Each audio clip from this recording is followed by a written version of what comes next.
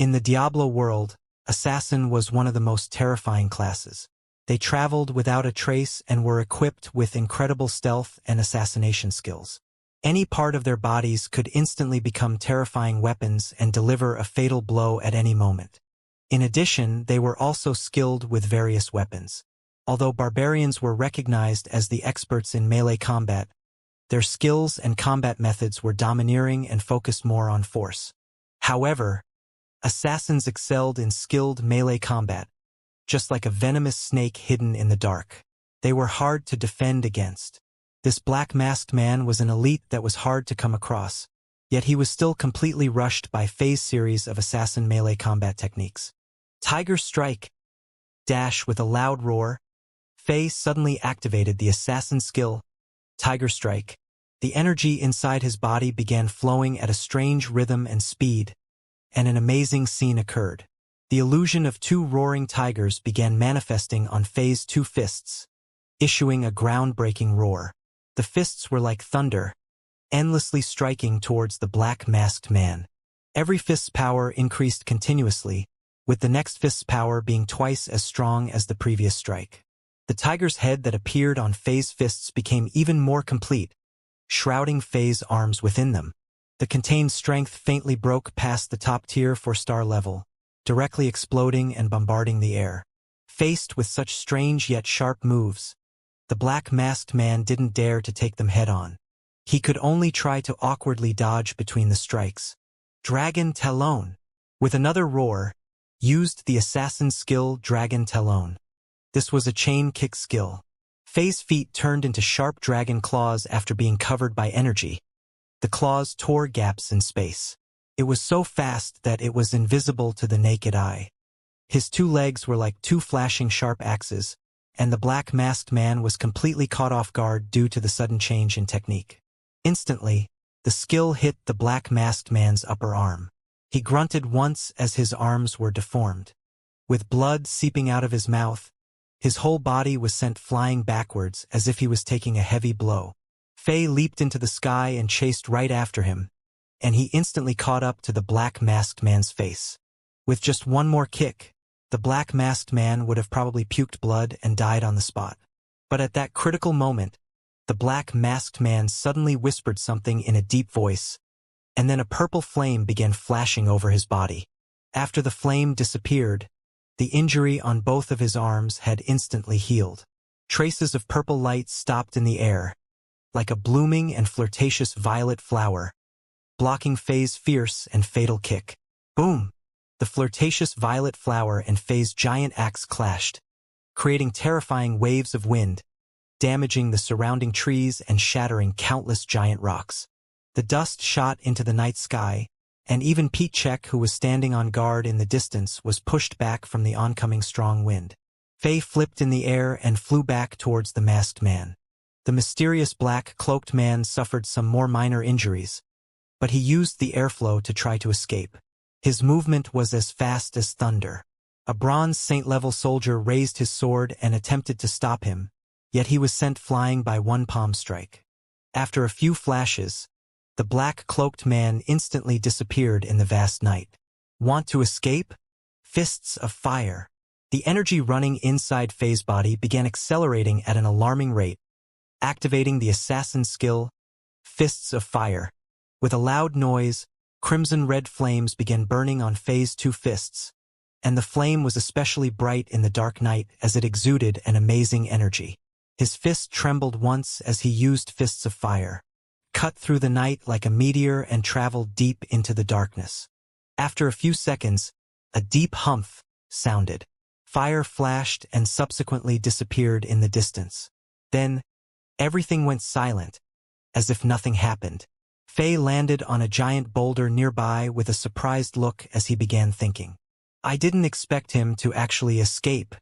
He could actually extinguish the assassin's Fists of Fire.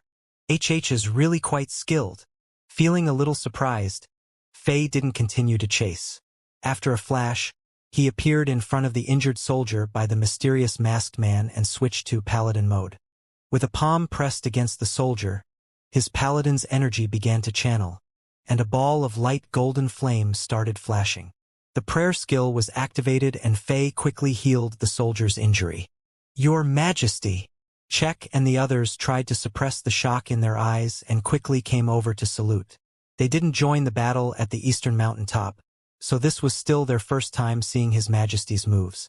They were all completely shocked by Faye's stealthy movement and godly melee combat skills like Tiger Fist and Dragon Talon. Faye nodded. "Pete, tell me what just happened in detail. Did you guys find anything?" "Yes, Your Majesty. That masked man is very skilled. He quietly went past 4 layers of magic traps. If it wasn't because he accidentally set off a flame trap and got exposed, he would have almost gotten through the traps.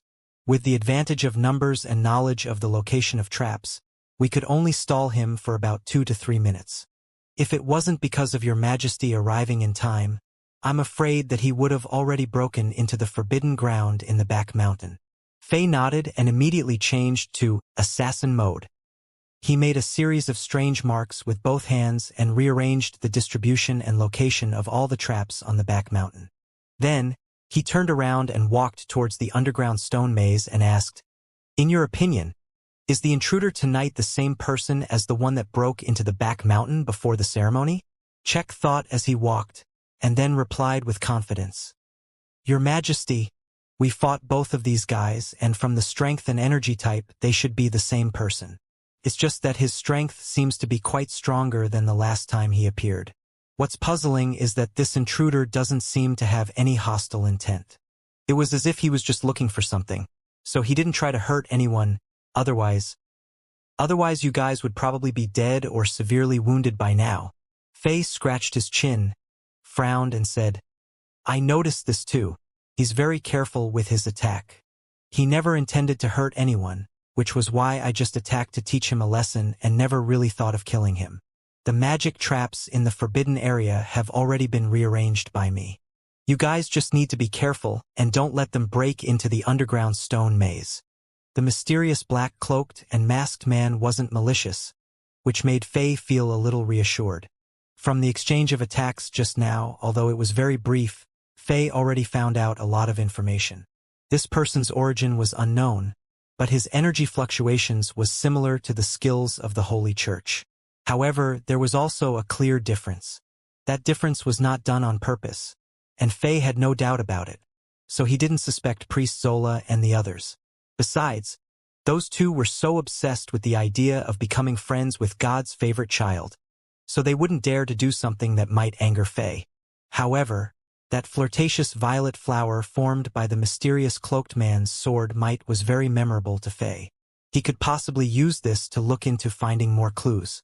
After all, on the land of Azeroth, elites that had purple flame energy were very scarce. This matter needed to be slowly traced and investigated. After all, Pete was sure that the intruder was the same person as before, and that meant that this person had been dwelling in Chambord City for a long time, so there must be some clues. Faye's thoughts quickly passed through his mind, and he soon came to the underground stone maze. The stone maze was the work of countless soldiers and craftsmen rushing day and night, and the dark and terrifying water prison had already gone through drastic changes. He entered from the little stone square that had piles of dead bodies of the 9 Kingdoms soldiers and passed through the 30 or so heavily guarded indestructible iron gates. Faye came to the deepest mountain space. The area here had a complete new look. The cold cells from before that were used to hold criminals awaiting execution had now been completely renovated. The ice-cold iron bars and rusted stains were replaced with some simple wooden doors and windows. The layout of the braziers and other light sources went through careful designs. After the renovation, the rooms became brighter and gentler. The feeling that the stone cave gave to people was no longer an icy cold cell, but rather a warm and safe home. The rooms that were scattered over the walls had different sizes and clearly had different uses. They were nested neatly like honeycombs onto the 400-meter-tall stone walls. The originally narrow stone stairways were carved to be even wider, with fences installed on the edges to make them safer. In addition to the staircase, 8 giant chains fell down from the dome, and each iron chain was connected to a giant iron-supported wooden cage that can hold up to 10 people's weight. With the 4 giant gear wheels placed in the 4 corners of the mountain space, The wooden cages could be lifted up by pulling the iron chains. This was the simple elevator that Faye racked his brains to design. It was finally realized with the optimization and improvements made by the Diablo world's blacksmith Charcy and Chambord City's blacksmiths. Through these 4 elevators, the distance that originally needed an hour of walking now only needed about 4 or 5 minutes, saving a significant amount of time. In addition to the pirated elevators, some masons from Chambord City also later joined the construction of transforming the underground stone maze. These masons had deep love for myths and that played their imagination to the full potential, carving all kinds of gods and mystical beasts vividly onto the originally rough and monotonous stone walls. The carvings could be observed on every single step. The heroic fighting scenes of ancient battles of the gods that were told by storytellers and poets were also restored on the murals. Of course, there were also the statues of all the kings of Chambord City. Although Faye had only been the king for less than 3 months, but as the king that made such progress, Faye's statues were the most in number.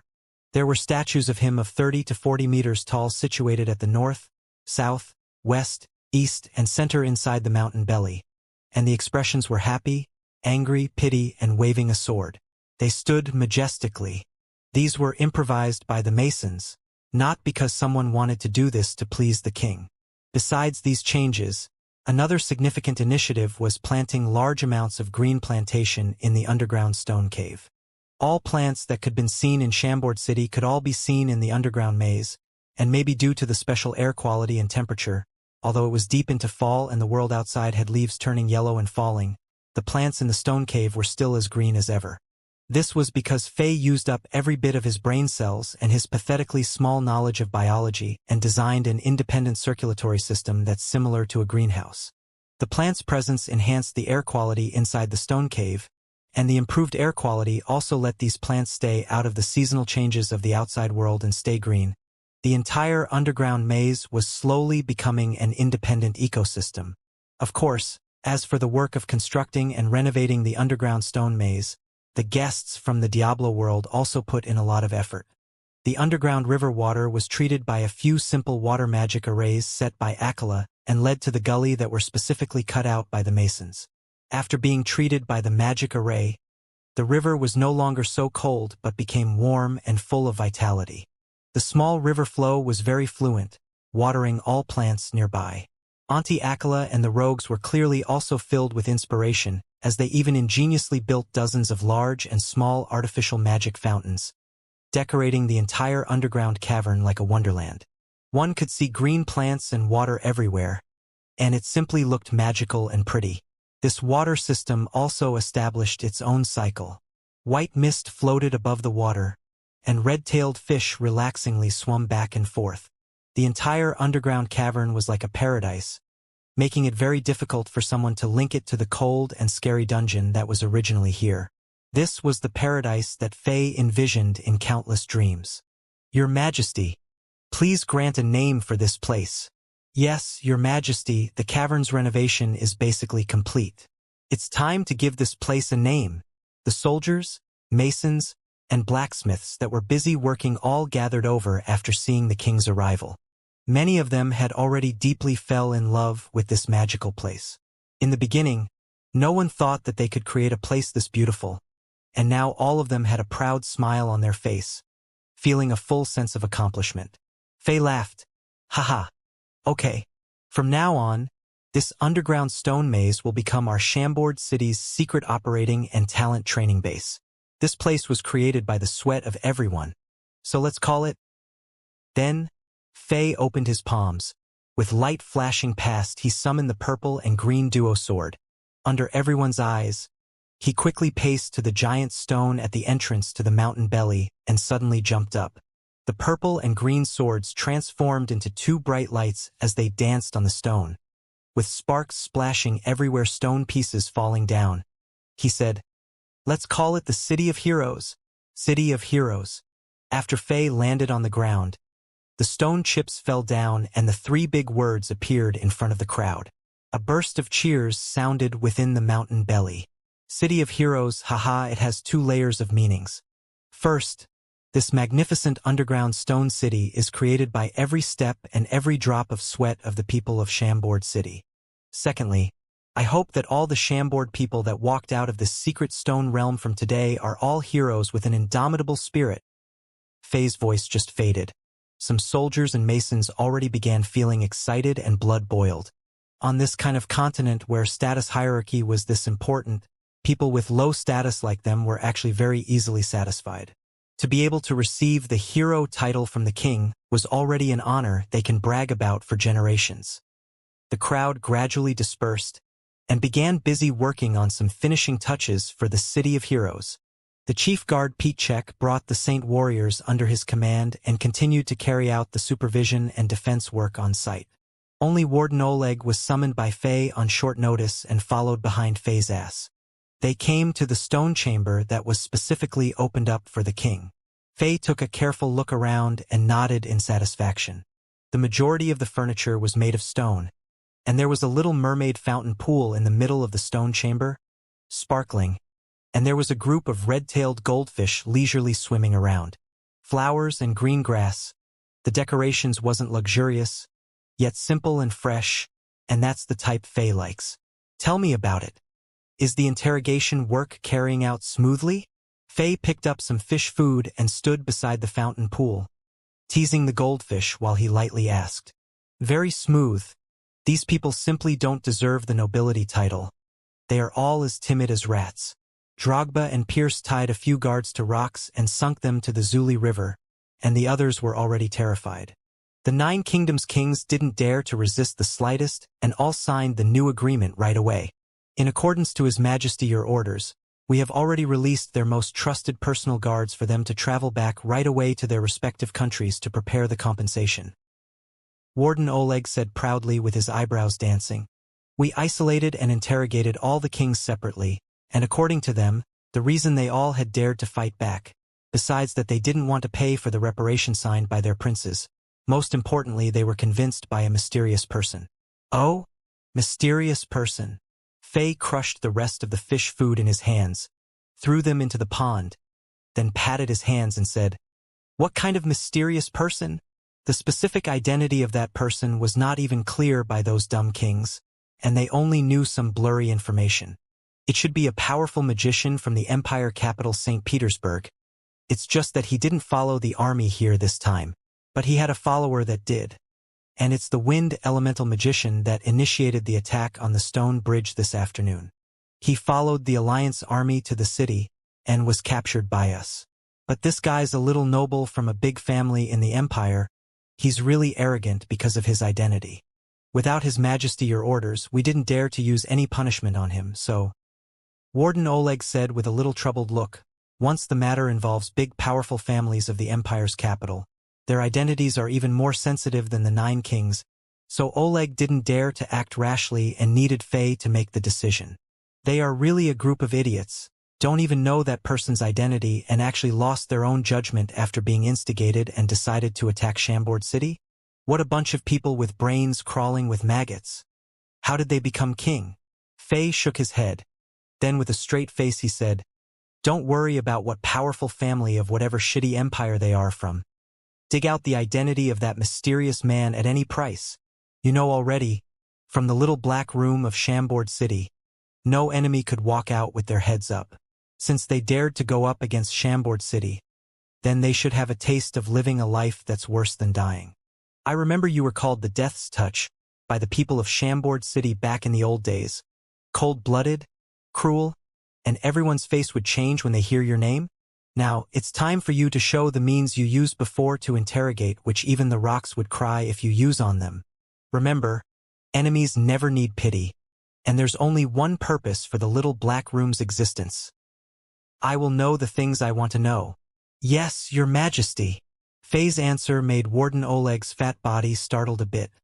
Then he replied after straightened his back. Temporarily put this thing aside for now, and do it when you can. Faye said, waved, and then a sheepskin paper that was cut into a perfect square flew towards Warden Oleg. Oleg caught it in his hand in surprise, and Faye continued, On it have a list of things you have to do within the next month. Faye didn't explain further.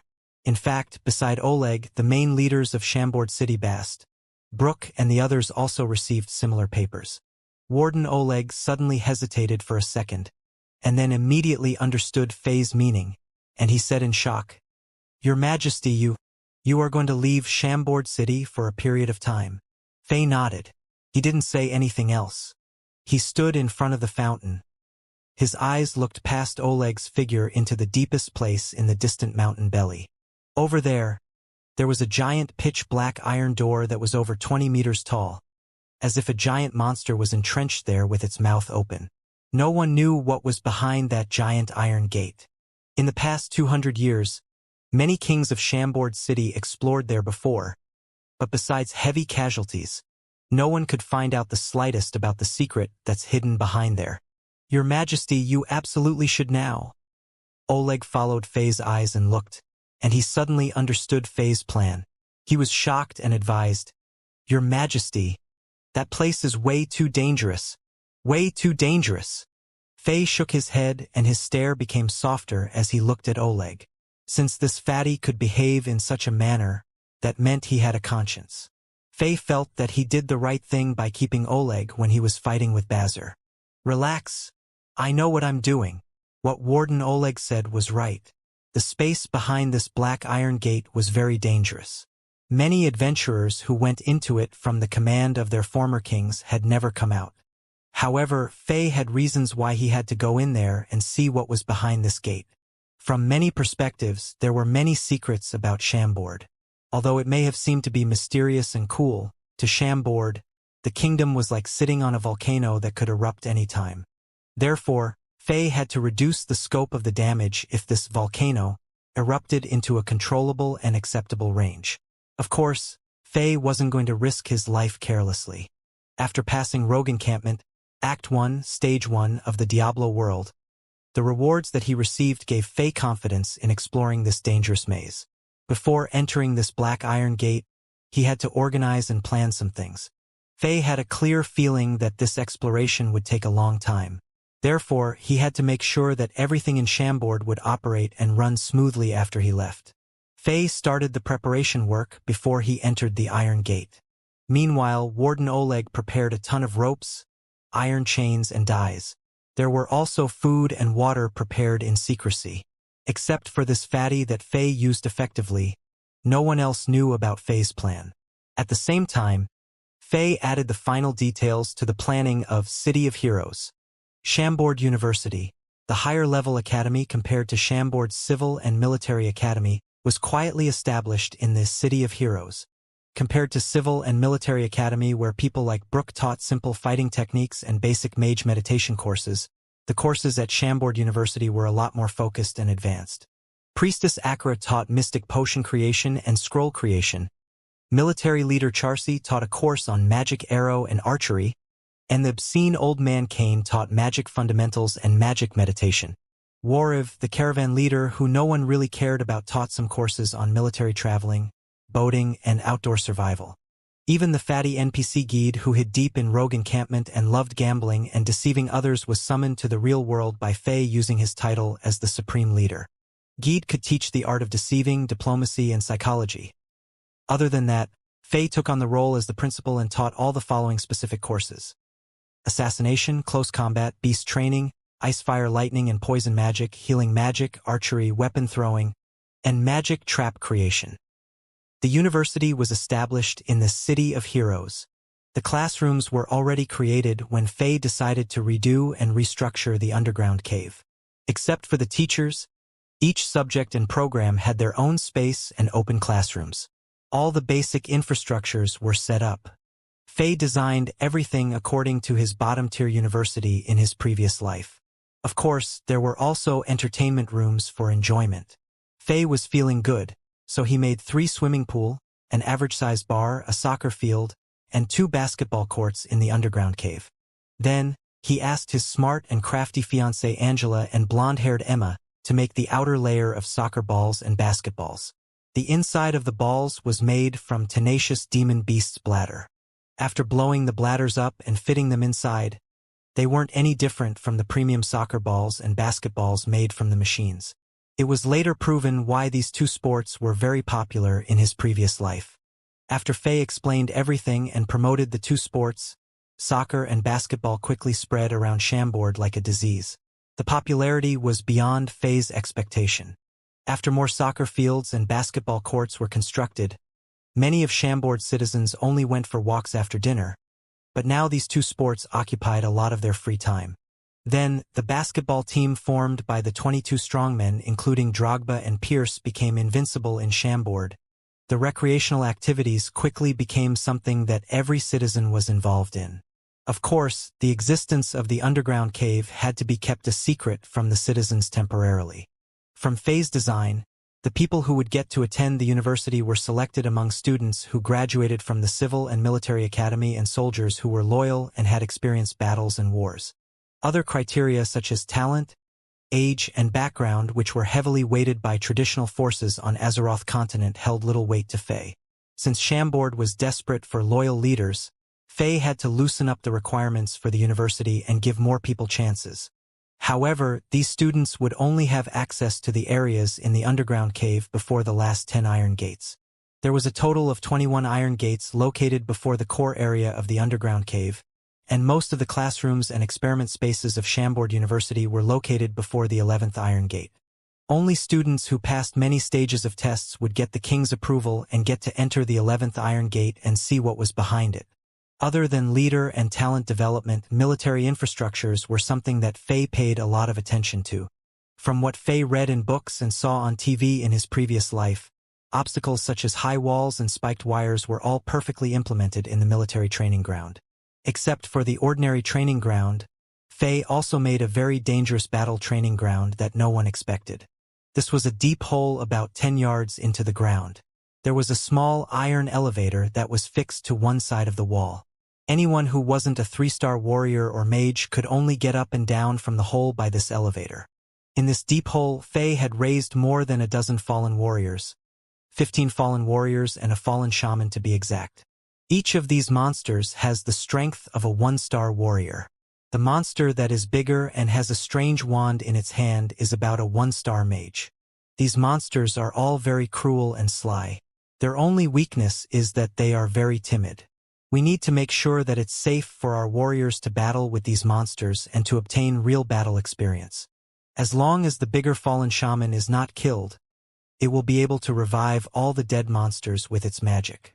That way, you guys don't have to worry about finding replacements for these monsters after they are killed. Fei took the core leaders like Warden Oleg, Taurus Gold Saint Seiya Drogba, Capricorn Gold Saint Seiya Pierce, and checked to this location.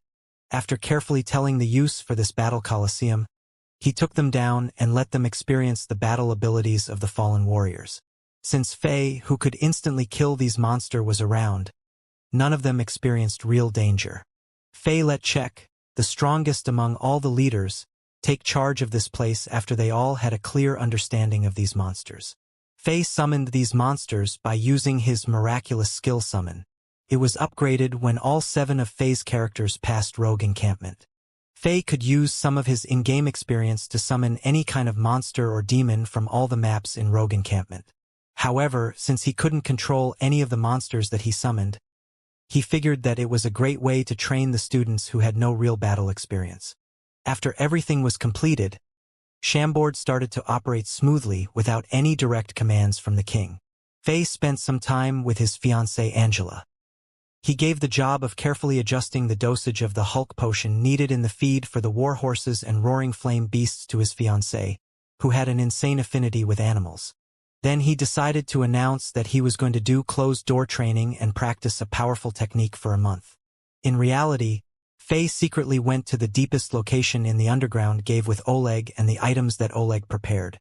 After quietly opening the door that was shut closed for close to 100 years, Fei said seriously to Oleg for the last time before entering the dark and narrow corridor. After I enter this gate, you have to immediately close it. Don't allow anyone to get close. After a month, if I knock on this iron gate from the other side, immediately order soldiers to open the door. You got it. As you wish, Your Majesty. The fatty knew that he couldn't make Fei change his mind. He could only strictly follow Fei's order. Fei turned around and stepped into the corridor. Then, Warden Oleg utilized his warrior energy and slowly closed the iron gate and swept away all the traces. No one was able to see that someone had opened this gate that had been closed for about 100 years.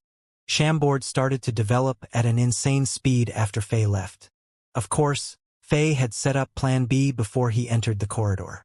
Military leader Charcy, Akira, and all the female rogues who had the strength of 5-star warriors were guarding Chambord, and Head Minister Bast and General Brooke were also on duty. Even without Faye, Chambord wouldn't let any enemy get close to the castle. The corridor was long and dark. After the iron gate behind his closed, there weren't any light anymore. Faye lightly shouted and mystic changes occurred. Colorful lights started to shine. A wolf skull helmet, short wand, red belt, iron boots, a small skeleton shield, a pair of yellow furry gloves. Almost instantly, Faye switched to Druid mode. He summoned all the items and equipment of the level 21 Druid. As a surge of massive amounts of elemental power appeared on his body, Faye waved the green short wand in his hand. 3 clouds of white elemental energy flew out of the wand and turned into 3 white wolves that were a yard tall and 2 yards long when they landed on the ground. These wolves surrounded Faye and rubbed their heads on Faye's body intimately. Druid summon ability? Spirit Wolf. Different from the monsters from the maps in Rogue Encampment in Diablo World, the wolves that were summoned by Druid's ability could be controlled by Faye handily. They looked just like real wolves, and they had their own intelligence.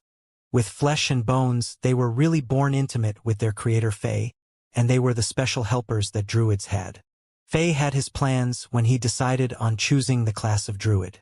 Since these wolves that he summoned were able to walk ahead of him, they were able to help him to inspect the corridor before he actually got there. Even if situations arose, he would know ahead of time and could react properly. Thus, he wouldn't be put into a reactive situation and lose all control. The 3 big wolves got their commands from Faye. One of them walked about 10 yards ahead of Faye, one of them walked about 5 to 6 yards behind Faye, and the last wolf walked alongside Faye. 1 man and 3 wolves slowly but steadily walked towards the deeper part of the dark corridor that seemed endless. Faye was very alert. He was able to see through the wolves' eyes using the special connection between a druid and their pets. Faye could clearly see all the surroundings in the 10 yards radius. It won't be exaggerated to say that Faye would see everything and hear everything. After about 10 minutes of walking, Faye felt like he could use the word thick to describe the darkness in this corridor. If it wasn't for the lights coming off of Faye's magic items and armors and the night vision that the wolves had, Faye would really be blind. Even though this was the case, Faye was still walking very slowly. Since there weren't any clear identifiers, Faye estimated that he only walked about 3 kilometers. The corridor wasn't very straight. In the last 10 minutes, he had already made 4 turns, and the steepness of the corridor had increased and decreased 6 times. It was very fortunate that there weren't any forks in the corridor. When Faye stopped and took a detailed look of the walls in the corridor, he realized that these walls weren't too different from the City of Heroes prior to development. They were simple and crude, and there weren't any kinds of symbols or drawings on the walls. If Faye didn't see the marks left on the wall by people who dug it, he would think that this underground corridor was formed naturally. But what was strange was that it didn't matter how deep and how far he went down the corridor, the air was still fresh as when he just entered the corridor. It didn't have the dense and depressing feel that tunnels and space underground would give. Faye even saw some dust on the walls. That meant the air traveled and moved in this corridor frequently. At this moment, suddenly, whoa! The white wolf walking at the front suddenly let out a deep roar, and what the wolf was seeing immediately appeared in Faye's head. It was a black stick that was about 50 centimeters in length. Faye was intrigued by this. He quickly went over and rubbed the white wolf's head to praise it. Then he squatted down to take a better look at this stick. Faye immediately identified this stick. It was just a torch made out of black iron. The fuel in it was all depleted, and it was abandoned by its owner for that reason. Faye quickly guessed the identity of the owner of the abandoned torch. The person must be a warrior who was sent here by the former kings to explore this corridor. From the detailed recording in the royal library, the last few kings of Chambord had sent more than 100 of people into here to explore it, but they all disappeared in the corridor. These people had definitely used things like torches to light up the surroundings. As Faye expected, after more than half an hour of walking, he gradually saw more equipments and items that were left by the former exploration teams. There were torches, ropes, iron hooks, clothes, and there were also burnt marks left by fire. The thing was that the air traveled freely in this corridor, and these items were really old. Most of the iron-made items were rusted, and the ropes and clothes were all rotten. When Faye touched a hook that was stuck in a slit on the wall, it chipped and turned into a pile of rust. These findings meant that the former exploration teams had all safely arrived at this place. Except this, it didn't mean anything. Faye would stop and take a short period of rest sometimes. After he'd take out some food and water from his storage space and consume them, he would continue his journey. Gradually, Faye felt a strange change, not sure when, but a wind started to blow in the corridor. It was a very light breeze, as if someone was lightly blowing beside Faye. It was almost negligible, but to masters like Faye, he clearly felt it. As he got farther and farther into the corridor, the wind started to get bigger and bigger.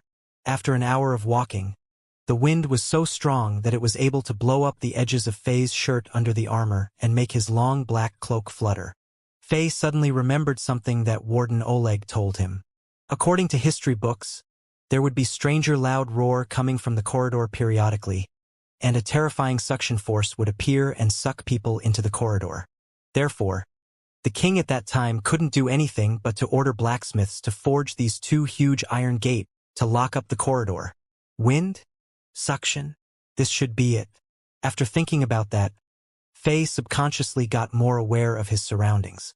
How powerful must the suction force to be in order to suck people from the location of the iron gate into this corridor? Faye was a little scared just thinking about that. He slowed down his walking speed and had his guard up. He didn't want the wind that was getting stronger and stronger to mess up his pace and throw him off balance. After another 30 minutes, the wind in the corridor was beyond what the 3 white wolves that had the strength of 1-star warriors could handle. After a series of howls, they were pulled off the ground by the wind and got sucked into the darkness that the corridor was leading to. Faye's steps were staggering too. The power of the wind at this point was able to suck up 1,000 pounds of stone. Howl dash! Faye roared and a brown elemental energy flame flashed on his body. Faye's body started to change aggressively in the next moment. If anyone saw Faye, they would be so scared that they would start screaming. Iron needle-like black thick hair started to grow out quickly from Faye's face, neck, and all the skin that was exposed in the air. Faye's body also started to get big like an air balloon. Soon, his height and waist doubled compared with his regular body. Sharp teeth grew out of his mouth, and sharp claws grew on his hands and feet. These changes almost appeared instantly. When these elemental energy flames disappeared, Faye had turned from a human form into a vicious, terrifying, huge bear. Druids' natural skill were bear. It allowed druids to turn into a strong, huge bear. Faye had upgraded this skill to level 4. After he changed form, his strength and his vitality had doubled, his health and armor also doubled, but he still had the intelligence of a human and some minor human characteristics. The weakness of losing consciousness after changing form and going berserk was gone. Roar! Faye, who was in the werbear form, let of an angry roar, and the whole corridor seemed to shake. He stomped his paws, and 2 huge and deep paw marks appeared on the rock-hard ground. He swung his arms and stabbed his claws into the stone wall. The strong wind was no longer affecting him, and he walked forward slowly yet steadily. The level 4 werbear was able to last about 30 minutes. Faye went into a turn in the corridor when he was about to exit out of the werbear form and turn back to his human form. The wind at this turn was weaker, so he was able to rest a bit in here. It was good that skills from Diablo World didn't have any cooldown. As long as Faye had mana, he was able to use the skills. Faye used the skill many times and slowly walked forward to explore the corridor. After 4 to 5 more hours, the wind finally weakened. And after an hour passed, the wind finally went away mysteriously. The corridor returned back to its calmness, as if nothing had happened. Faye turned back to his human form and summoned 3 white wolves again to explore the corridor faster. Time slowly passed, and Faye felt like he had lost all sense of direction. He wasn't sure where this corridor was leading to. He felt like he had spent a day in the corridor already. After all the lefts and right, ups and downs, nothing appeared. It was just like a huge maze. Finally, when Faye decided to take a rest and go into Diablo World to train, the white wolf that was walking at the very front let out an excited roar, and what the white wolf was seeing immediately popped into Faye's head. In an unbelievable huge space, a huge amount of white bones were stacked in the middle of the space like a pyramid. Faye moved quickly and soon came to the end of the corridor, and his vision immediately broadened. An incredibly large dimension appeared in front of Faye, and the first glance gave people an illusion. It was almost like they had exited the maze to the outside through the corridor. This was a dimension many times bigger than the City of Heroes. There was no boundary when Faye looked up, and all he could see was a pitch-black realm. However, with a faint light coming from an unknown source, Faye could see that there was actually a white pyramid-like tower about 500 to 600 meters tall that was 1,000 meters away from them.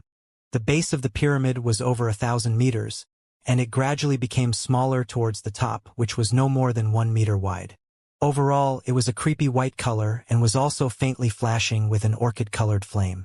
The entire scene had an eerie and horror feeling that couldn't be described. Phew!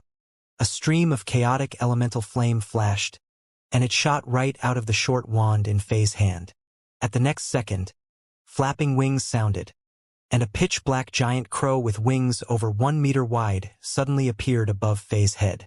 It circled a few laps over Faye's head, landed on his shoulder, and then intimately twittered a few times beside Faye's ears, as if a child was playing with his parents. Faye smiled and played with the crow a little, and then spoke a few words in a very mysterious language. The crow merrily chirped, then flapped its wings and flew higher and higher. It quickly disappeared into the darkness above their heads. The 3 giant white wolves also received Faye's order and quickly jumped into the distant dimension to begin searching everywhere. Then Faye started to carefully look at everything. This dimension was not completely dark. The pyramid-shaped structure in the distance emitted a faint fluorescent light, and there were also many thin gaps on the ground beneath Faye's foot. Each was about the width of a fist, creating an overall finely made spider web look. These gaps were very deep, and there were also faint red flames from beneath that provided some light for this mysterious and large dimension. With these faint light sources, Faye began to carefully observe his surrounding. Very soon, he realized that it was very different from the simple corridor from before. In this dimension, there were finally traces of buildings.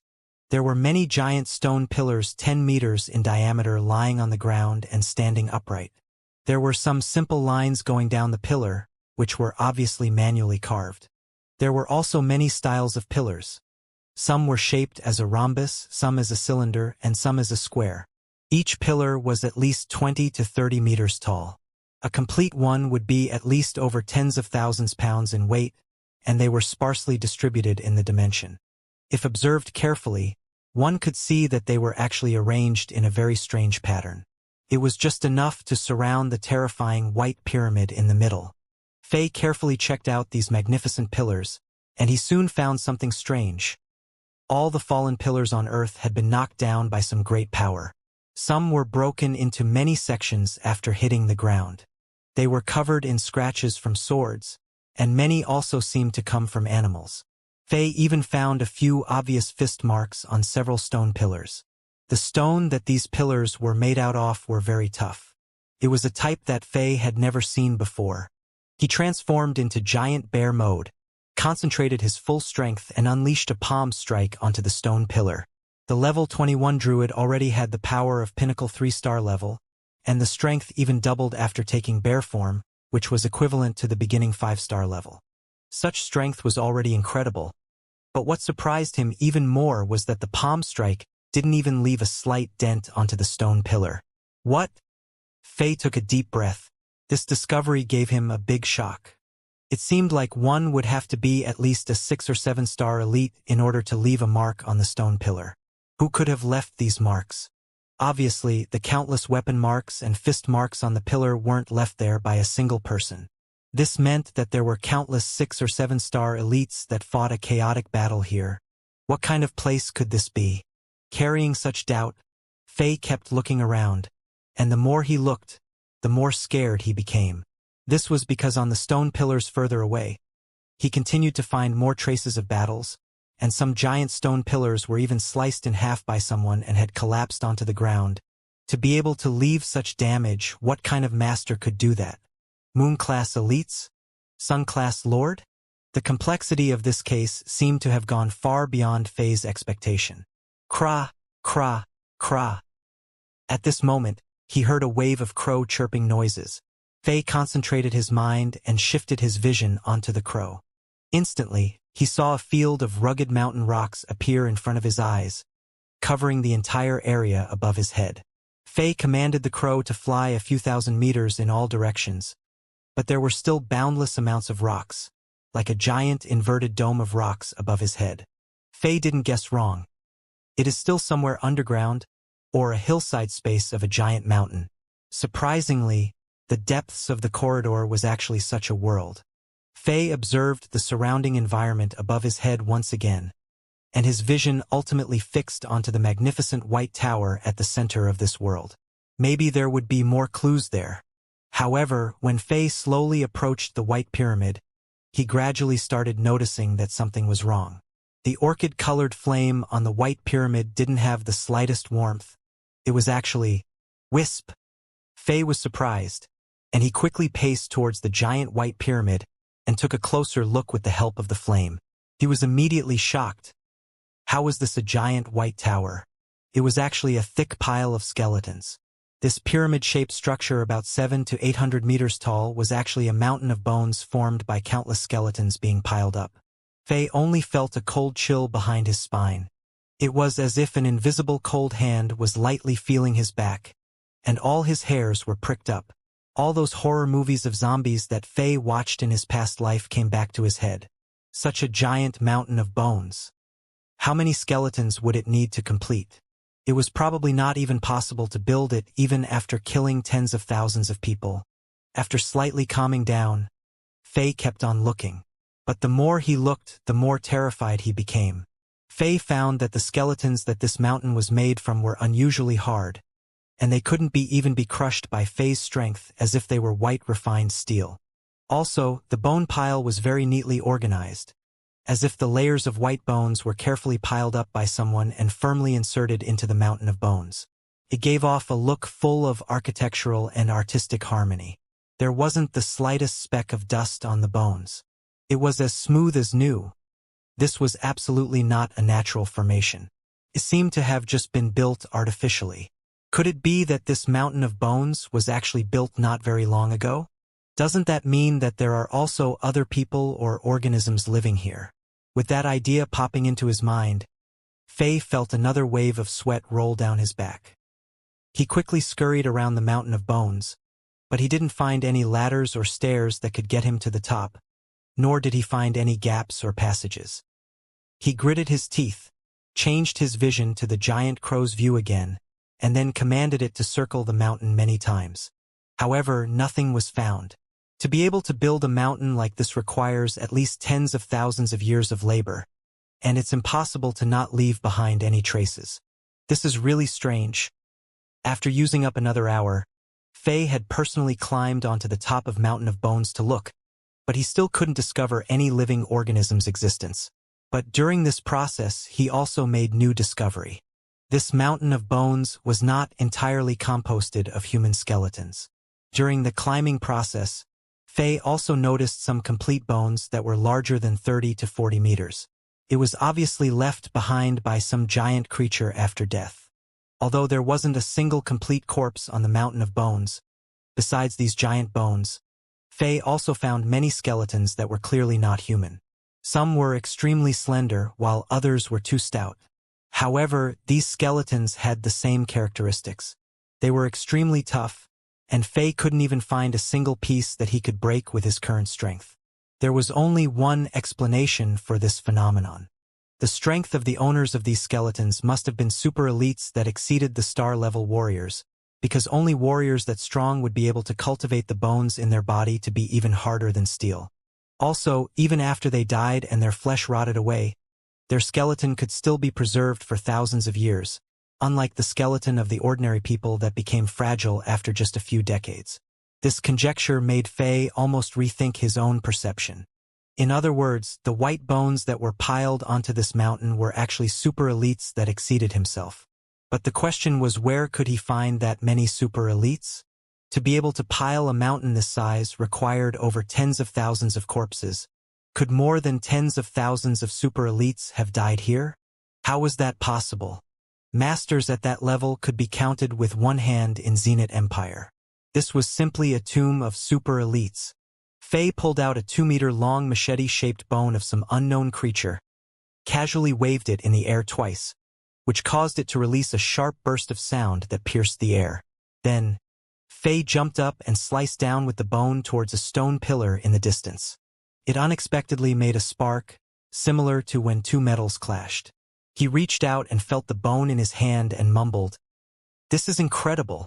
This bone can be used to make weapons. If all the soldiers in Chambord City can have a bone like this in their hands, it could be equivalent to holding god-tier weapons." Fei suddenly realized that the value of these bones was astronomical. People's greed wouldn't diminish even a little when facing despair, not to mention that this was Fei, and the situation hadn't even gotten that bad yet. At almost the next instant, the raid began. The moment Fei thought that these bones could be god-tier weapons, his eyes lit up. He didn't hesitate to start a frantic search. Soon, hundreds of bones that resembled knives, spears, or swords were pulled out of the mountain and neatly placed on the ground. Now, the only problem was how to deliver these treasures. Although these bones were just a drop in the ocean for the Mountain of Bones, if they were brought to Chambord City, they would be enough to arm all the soldiers in the city. If there were enough soldiers, the bones of this mountain would be enough to arm an undead regiment of 1,000,000 men. Fei had thought about it before. Since this underground stone maze was the gods' and demons' relic marked on that mysterious map, then those skeletal remains were very likely the soldiers and generals of the god race and demon race that were killed during that battle. However, there was still something difficult to be explained here. This was obviously only a small part of the entire gods and demons relic, yet so many corpses were discovered here. According to the memory Fei had about the gods and demons relic and the giant gods and demons war which was recorded in history scrolls, something didn't add up. According to the records of the royal family, in the past the population of both races were limited. It was absolutely impossible for both races to invest tens of thousands of soldiers in one battle.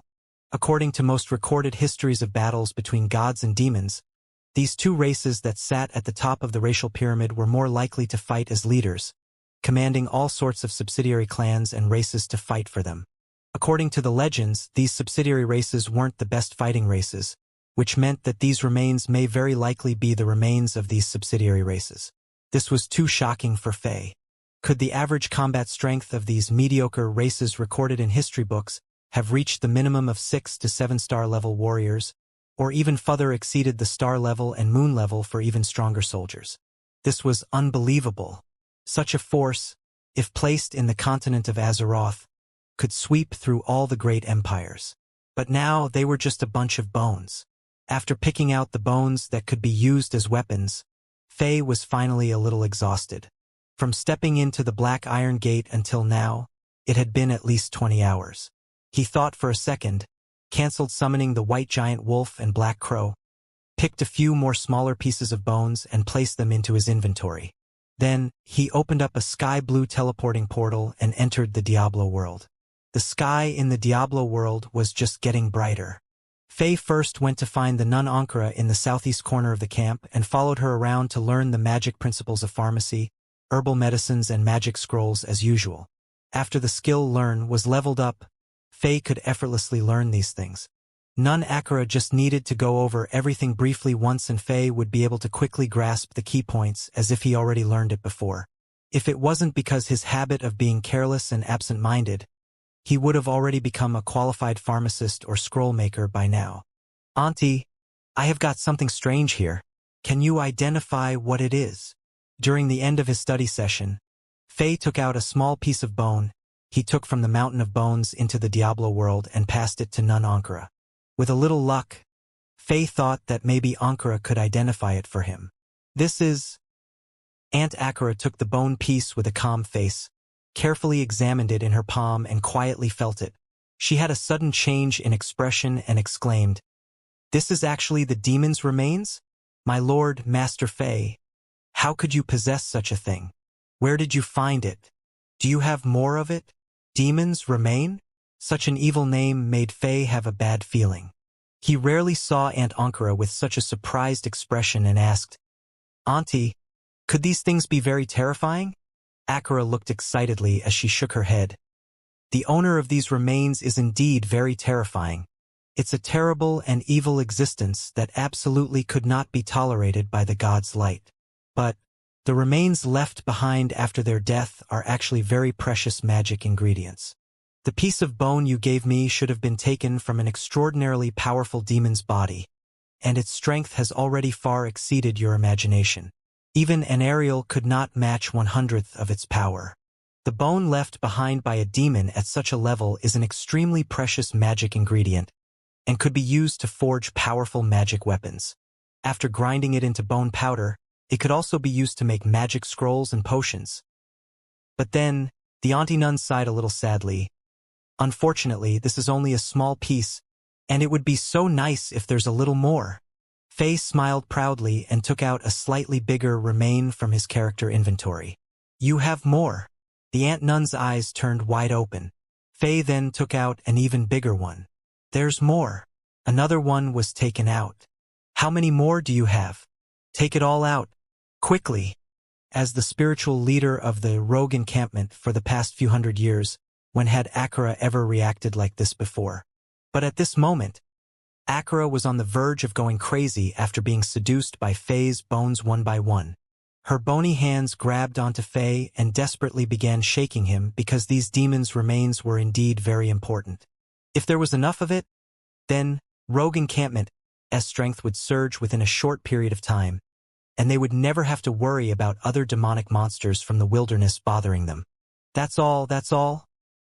The character inventory only contained about 5 to 6 pieces of remains from the Mountain of Bones, and now with all of it taken out, Fei smiled and put out his hands. The auntie nun's face became dim as she was a little disappointed. But soon, when she saw the 5 to 6 demons' remains, she became excited again. She thought she might have been a little too greedy. With such precious demons' remains, just these few pieces was already a huge wealth. How could she still expect more? Fei giggled, and right when he was about to tell Akira the existence of the Mountain of Bones, "Ahahaha! I found it! I understand now! Ahahaha!" White-beard Old Man Kane's signature crazy laugh resonated through the entire rogue camp. A figure sprinted towards Akira's tent. It was indeed the Old Man Kane in his insane state. He held a few thin books in his hand.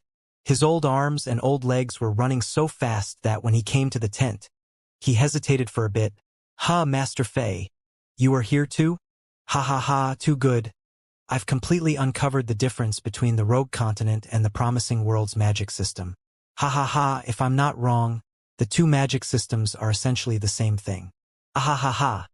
Look, I've unlocked the inventory ring, and this is what I found inside." Fei took over the books in Old Man Kane's hand and took a close look. It was all written in Azeroth Continent's text. City-destroying fierce flame? Guidance of the undead? Lava floor explosion? Wings of flame? Fire tongue strangle? Fei took a brief look at those books. They were mainly fire magic skill scrolls with a few low-level undead magic skill scrolls. This 4-star wood element magician Evans seemed to have saved a lot of good things. There are a lot of things inside the ring. Take a look yourself. Old Man Kane opened his palm and handed over this ring that was full of treasure to Fei without hesitation. Then he looked to the side, saw the white bones in Akira's hand and slightly hesitated. He suddenly thought of something. It looked like he also recognized the demon's remain. With shock, he grabbed a piece and carefully began rubbing and observing it. This old man was exactly like Albert Einstein. He was a scientific research madman. Fei took the storage ring. After being modified by Old Man Kane, the ring's exterior had already transformed a bit. Like a gecko that briskly swam around his finger, it felt very comfortable, despite not have the slightest effect on the flexibility of his fingers. It also protected his finger. Consuming a little mana, Faye could see the giant dimension inside the ring as he wished. It was like a stone chamber that was at least 100 cubic meters. It was piled with stuff but still organized neatly. There were about 400 to 500 of all kinds of sorcerer stones, some strangely designed magic equipment and some other necessities like food and clothing. What attracted Faye the most was the abundant supply of books, energy, and magic scrolls. They were all piled in the corner like a little mountain. The quantity of these books and scrolls had already far exceeded the royal collection in Chambord City. Magicians were often called mobile libraries on the land of Azeroth, and it looks like they were indeed worthy of that title. Although Evans was just a 4-star magician, he was from a super empire and was a disciple of the famous sorcerer Ferdinand. So the scrolls he carried were naturally valuable and rare. Ha ha ha! This is perfectly on time. What Chambord City needs the most now are all kinds of energy and magic scrolls. Faye touched the gecko-shaped ring and thought in surprise. The storing capability of this ring is 100 times bigger than the character inventory. With this, I can now exchange items on a large scale between the Diablo world and the real world. At this time, there weren't a lot of people in the rogue encampment. After Faye's 3 god skills leveled up from the level clearance reward, he could now perform fixed location real-time teleportation. He just needed to consume a town returning scroll and set a simple magic mark in the City of Heroes, and then he could teleport people from the Diablo world into the City of Heroes without even being there himself. At this moment, the head mercenary Xianxia and blacksmith Charcy, as well as a few other female rogues, were teleported into the City of Heroes by Faye to participate in the construction and defense of Chambord City. Thinking about that mountain of bones inside the gods and demons relic, Faye understood its value suppressed the excitement in his heart. With a change in thinking, he exited the Diablo world and then used the god skill summon, and directly teleported Auntie Nun Akira and perverted old man Cain to the giant and mysterious dimension in front of the mountain of bones. This is... The Auntie Nun saw the mountain in front of her and became speechless due to shock. Wahahaha! How is this possible? Ha ha ha! The wretched Uncle Cain was also stunned to the point of being unable to speak. Then he went mad with laughter. Both of them screamed at the same time and looked at each other, as if a starving hobo had just seen a roasted barbecue pig. Both of them were very knowledgeable and had a far better understanding about the value of this mountain. Akira's hands shivered as she greedily rubbed each piece of white bone, as if feeling God's hand. The perverted old man directly opened his mouth and started trying to bite the white bone. The 2 old people had gone completely insane. Cough, cough, cough, wait a second. I have a minor thing to remind you two. From what I know, these bones are extremely hard. As Faye said, he switched to the barbarian mode and summoned the purple and green dual swords. He chopped at a bone to show what he was saying. This strike could have easily killed a 3-star warrior, but it didn't even like a white mark on the bone. See, how could we forge them into items? Or, how could we grind them into bone powder? An "are you dumb" expression appeared on Priestess Akira's face. She was just in an excited mood. She said without even turning back her head, "You could forge these remain of demons if you use regular tools and methods. However, Mr. Faye, did you forget? You had beaten the fallen paladin Griswold and retrieved Charcy's magical hammer. This hammer had divine power and could be used to forge these bones." Charcy's hammer? Faye was very excited. If this was the case, then it would be awesome. He could mine and use all of this mountain of bones. After he thought that, he could no longer wait. He directly used the miraculous skill summon and summoned the female blacksmith Charcy, who was forging weapons with the blacksmiths from Chambord in the Castle of Heroes, to this mysterious space. Wow, what is this place? Charcy's red hair was tied into a ponytail. After she quickly looked around, her eyes locked onto the mountain of bones not too far away. Shock and intimacy appeared in her passionate eyes as she said, "This is strange. Why do I feel like I'm very familiar with those things? What are those things? Bones?" Faye laughed as he took out a bone of an unknown creature. It was about 1 meter long and 20 centimeters wide. He placed it on a flat stone and waved at Charcy. Come, come, try out your hammer. Let's see if it could break this bone." Bam! After a strike, the bone chips flew at all directions. Faye's eyes almost popped out of his eye frames. It was unbelievable. This simple strike had smashed the bone that Faye couldn't even leave a mark on into pieces. This was magical. Charcy's hammer seemed like the perfect counter for these remain of demons. After proving the effect of this magical hammer, then the rest came easy. Faye structured his words and carefully told everything he knew about the mythical ruins to Akira and Old Man Kane. What made Faye feel awkward was that after a short surprise, they left what Faye deemed important and mysterious aside and started to flood Charcy with the information on the value and the effect of these remain of demons. It almost seemed like that they even wanted Charcy to immediately forge this mountain of bones into numerous power magic items. Of course, before that, they nagged at Charcy so she would grind some bone powder off these remain of demons, using her magical hammer so they could do more research and hypothesizing. During this process, Charcy also slowly got used to using her magical hammer to forge these bones. Forging bones was quite different than forging iron and metals. If you go a little bit too hard, the bone would immediately break into pieces and not form into the shape that you have in your mind. After seeing Charcy smashing hundreds of bones into pieces one strike after another, the priestess and the obscene old man felt like their hearts were breaking into pieces as well. It was fortunate that there was still a mountain of bones left. Otherwise, they would definitely try to kick Charcy's ass. After half an hour, a beautiful bone sword was forged out. Faye weighted it in his hand. It was very light, and the blade was very fat and thick. The sword was about 1 meter long and about 5 fingers wide. It looked like it was good for chopping, but Faye felt like it couldn't deal much damage. But after Faye Light struck the sword down on the rock, a deep 3-centimeter mark was left on the rock that was very hard and firm. Faye was so surprised that his mouth opened wide subconsciously.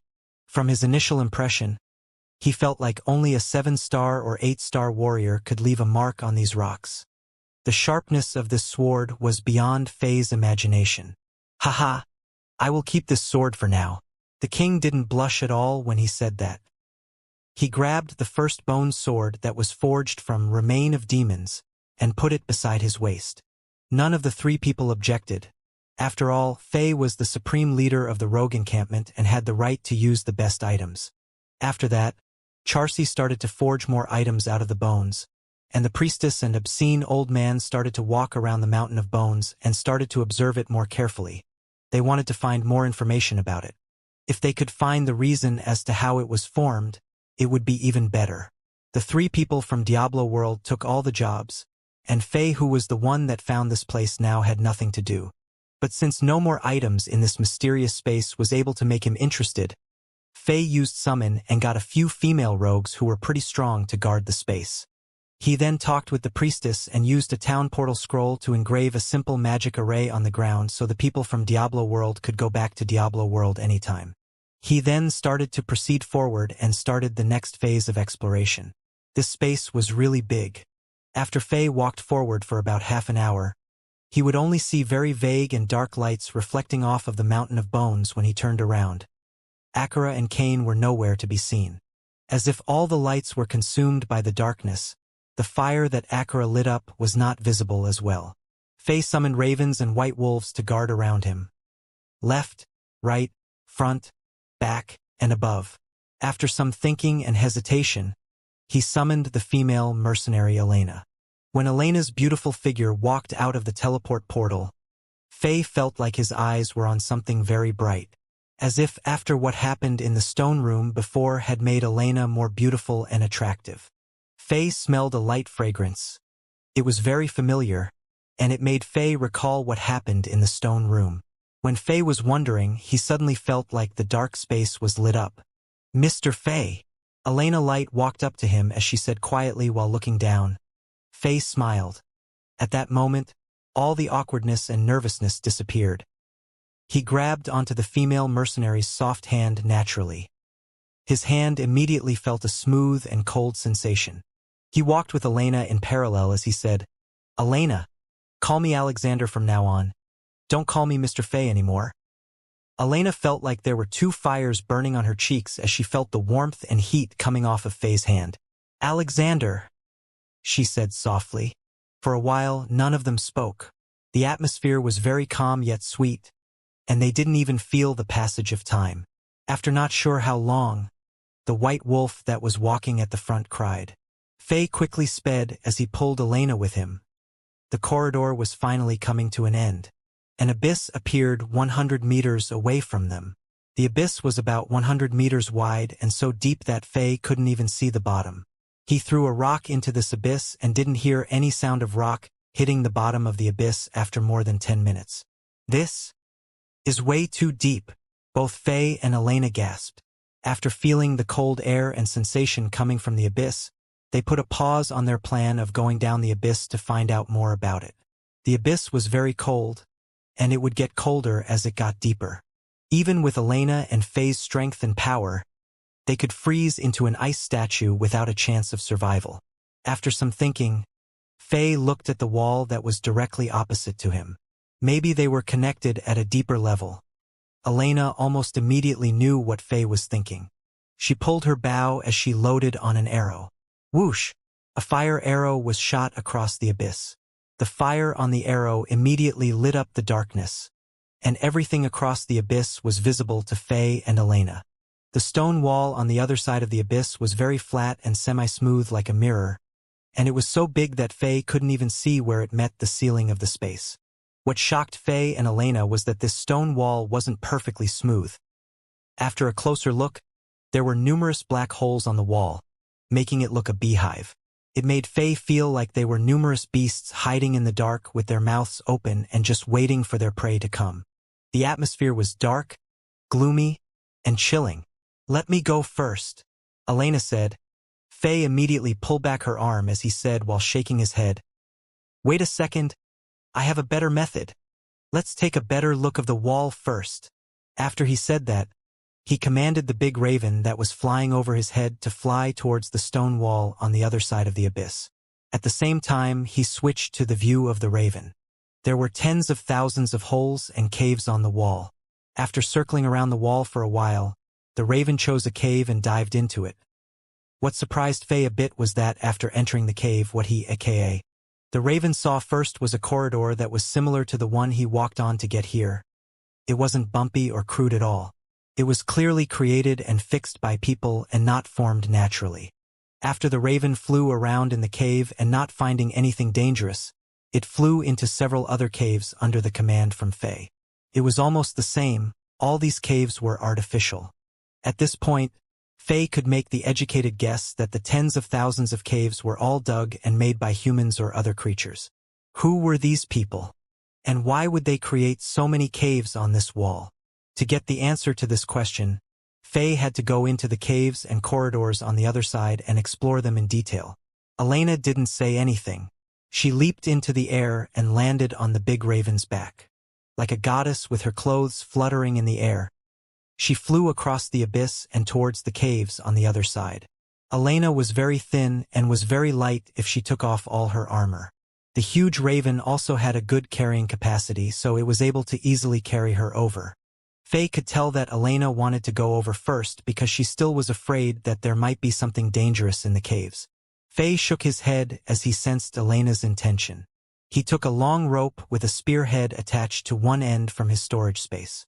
He then swung the rope with all of his strength and threw it out.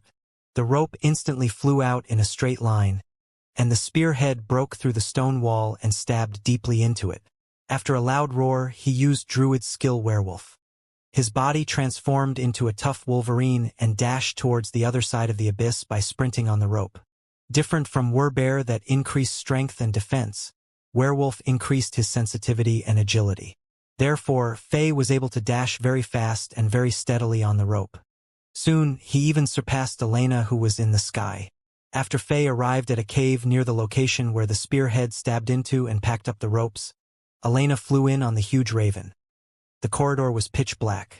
Faye summoned all of his equipment and put on a ring that had the special property of +15 light radius. The view instantly lit and Faye and Elena were able to see their close surroundings. Faye resummoned the white wolves and started the exploration again. After all 7 of his characters passed the stage of rogue encampment, Elena received all the strength and magic powers from other mercenaries and was now able to use all 4 fire, lightning, ice, and poison properties. Perhaps it was because all 7 of Faye's characters passed the first stage. People from Rogue Encampment were no longer surprised to see Faye using skills that barbarians couldn't learn. When Elena saw Faye summon the Raven and the White Wolves, she wasn't surprised at all. The stone walls in the corridor were still very clean. Since there weren't any decorations or inscriptions on the walls, they couldn't get any information about this place.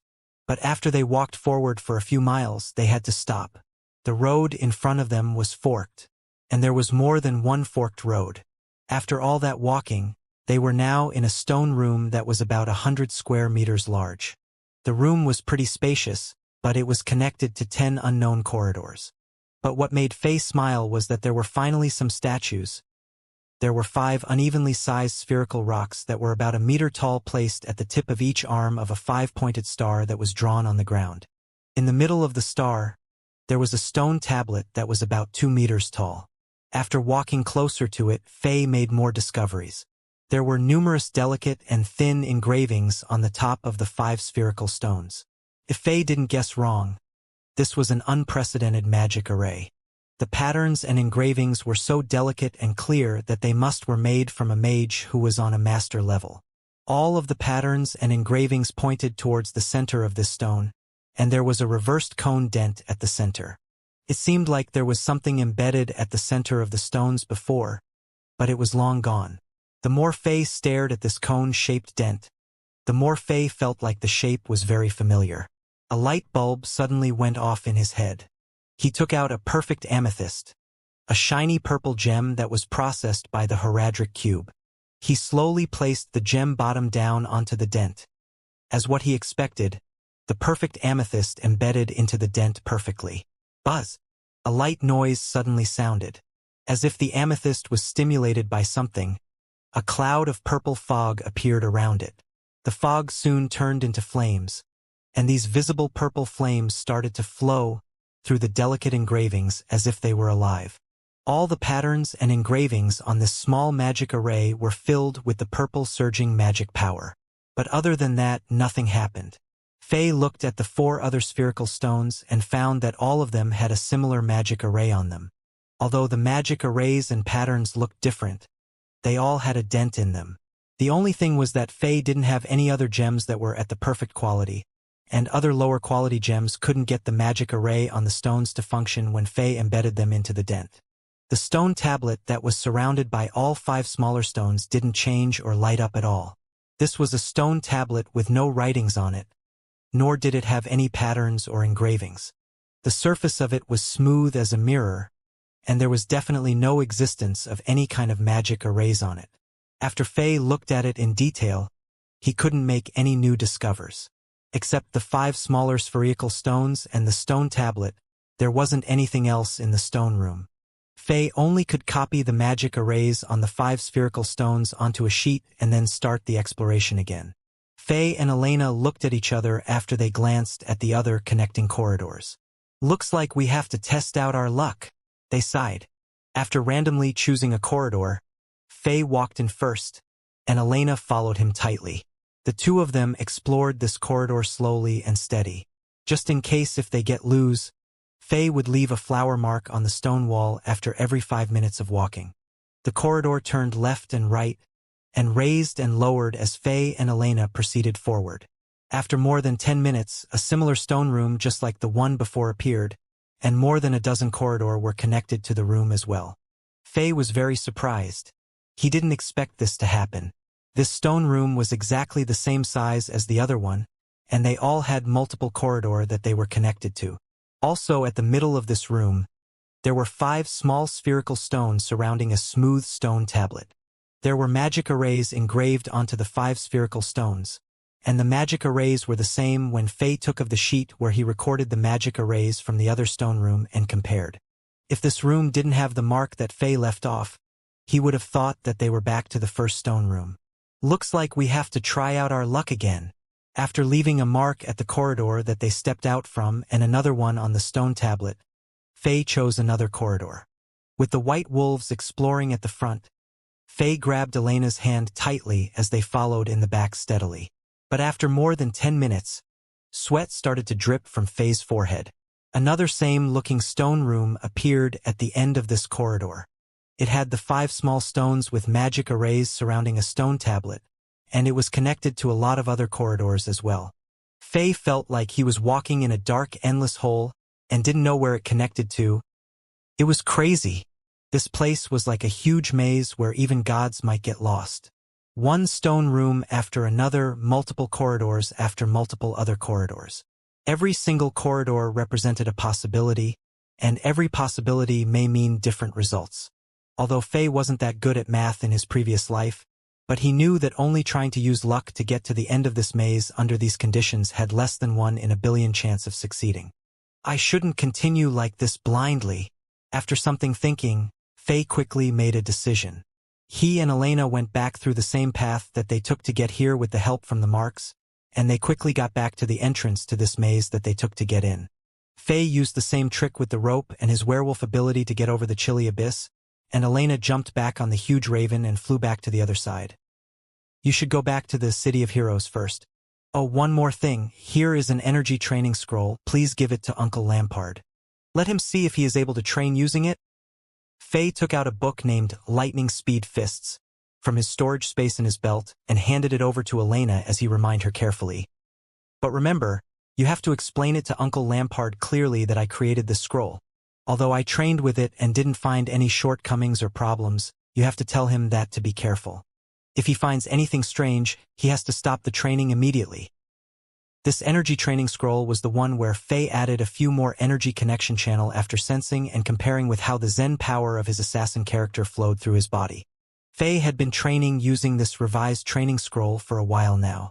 Although his body couldn't store any warrior energy, so training wasn't useful for him at all, but that also gave him the best opportunities to experiment with the newly revised scrolls. He won't mess up anything in his body such as the energy connection channels even if his revised scrolls was imperfect or completely garbage. During his experiments, he had changed and edited the scroll many times. Till now, he couldn't find more errors in the scroll. The reason why he named this scroll Lightning Speed Fists was because Faye realized that the energy connection channels that he added were able to increase one's attack speed drastically. It could let the user attack as fast as lightning and also increase the attacker's strength by a few times.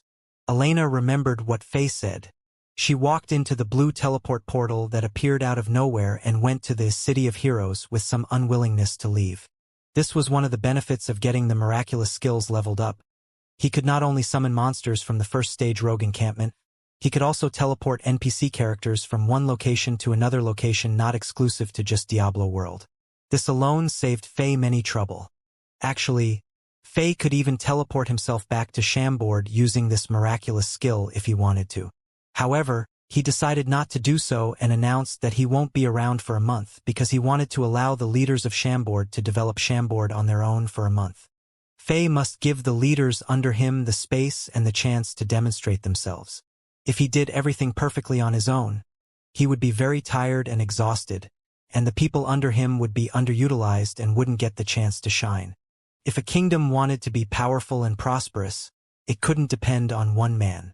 Faye had constructed the foundation for Chambord's future growth, and now he wanted to see other leaders and talents at Chambord grow like the bamboo shorts in spring after rain. Get strong and big quick. After sending Elena back, Faye walked towards the direction from the mountain made out of the white bones. He had already copied all the magic arrays from the spherical stones onto a sheet, and he was hoping that the priestess and the obscene old man could discover something from them. He felt like he had enough time to make more discoveries about this place before he explored it more. Or he could use the Heradric cube to create a few more perfect gems, and see if he could start the magic arrays in those stone rooms. That might be the only way to get out of that maze. Of course, after the exploration that was close to a full day and a full night, Faye was very tired despite the fact that he was very strong. He had to rest for a bit. Part 1. After returning back to the Mountains of Bones, Faye found the priestess and the obscene old man crawling up at the middle of the mountain trying to dig up something. From their expressions, they looked like they were 2 abandoned dogs who were digging up treasures from a pile of garbage. Under the mountain, there was already a temporary tent constructed close to it.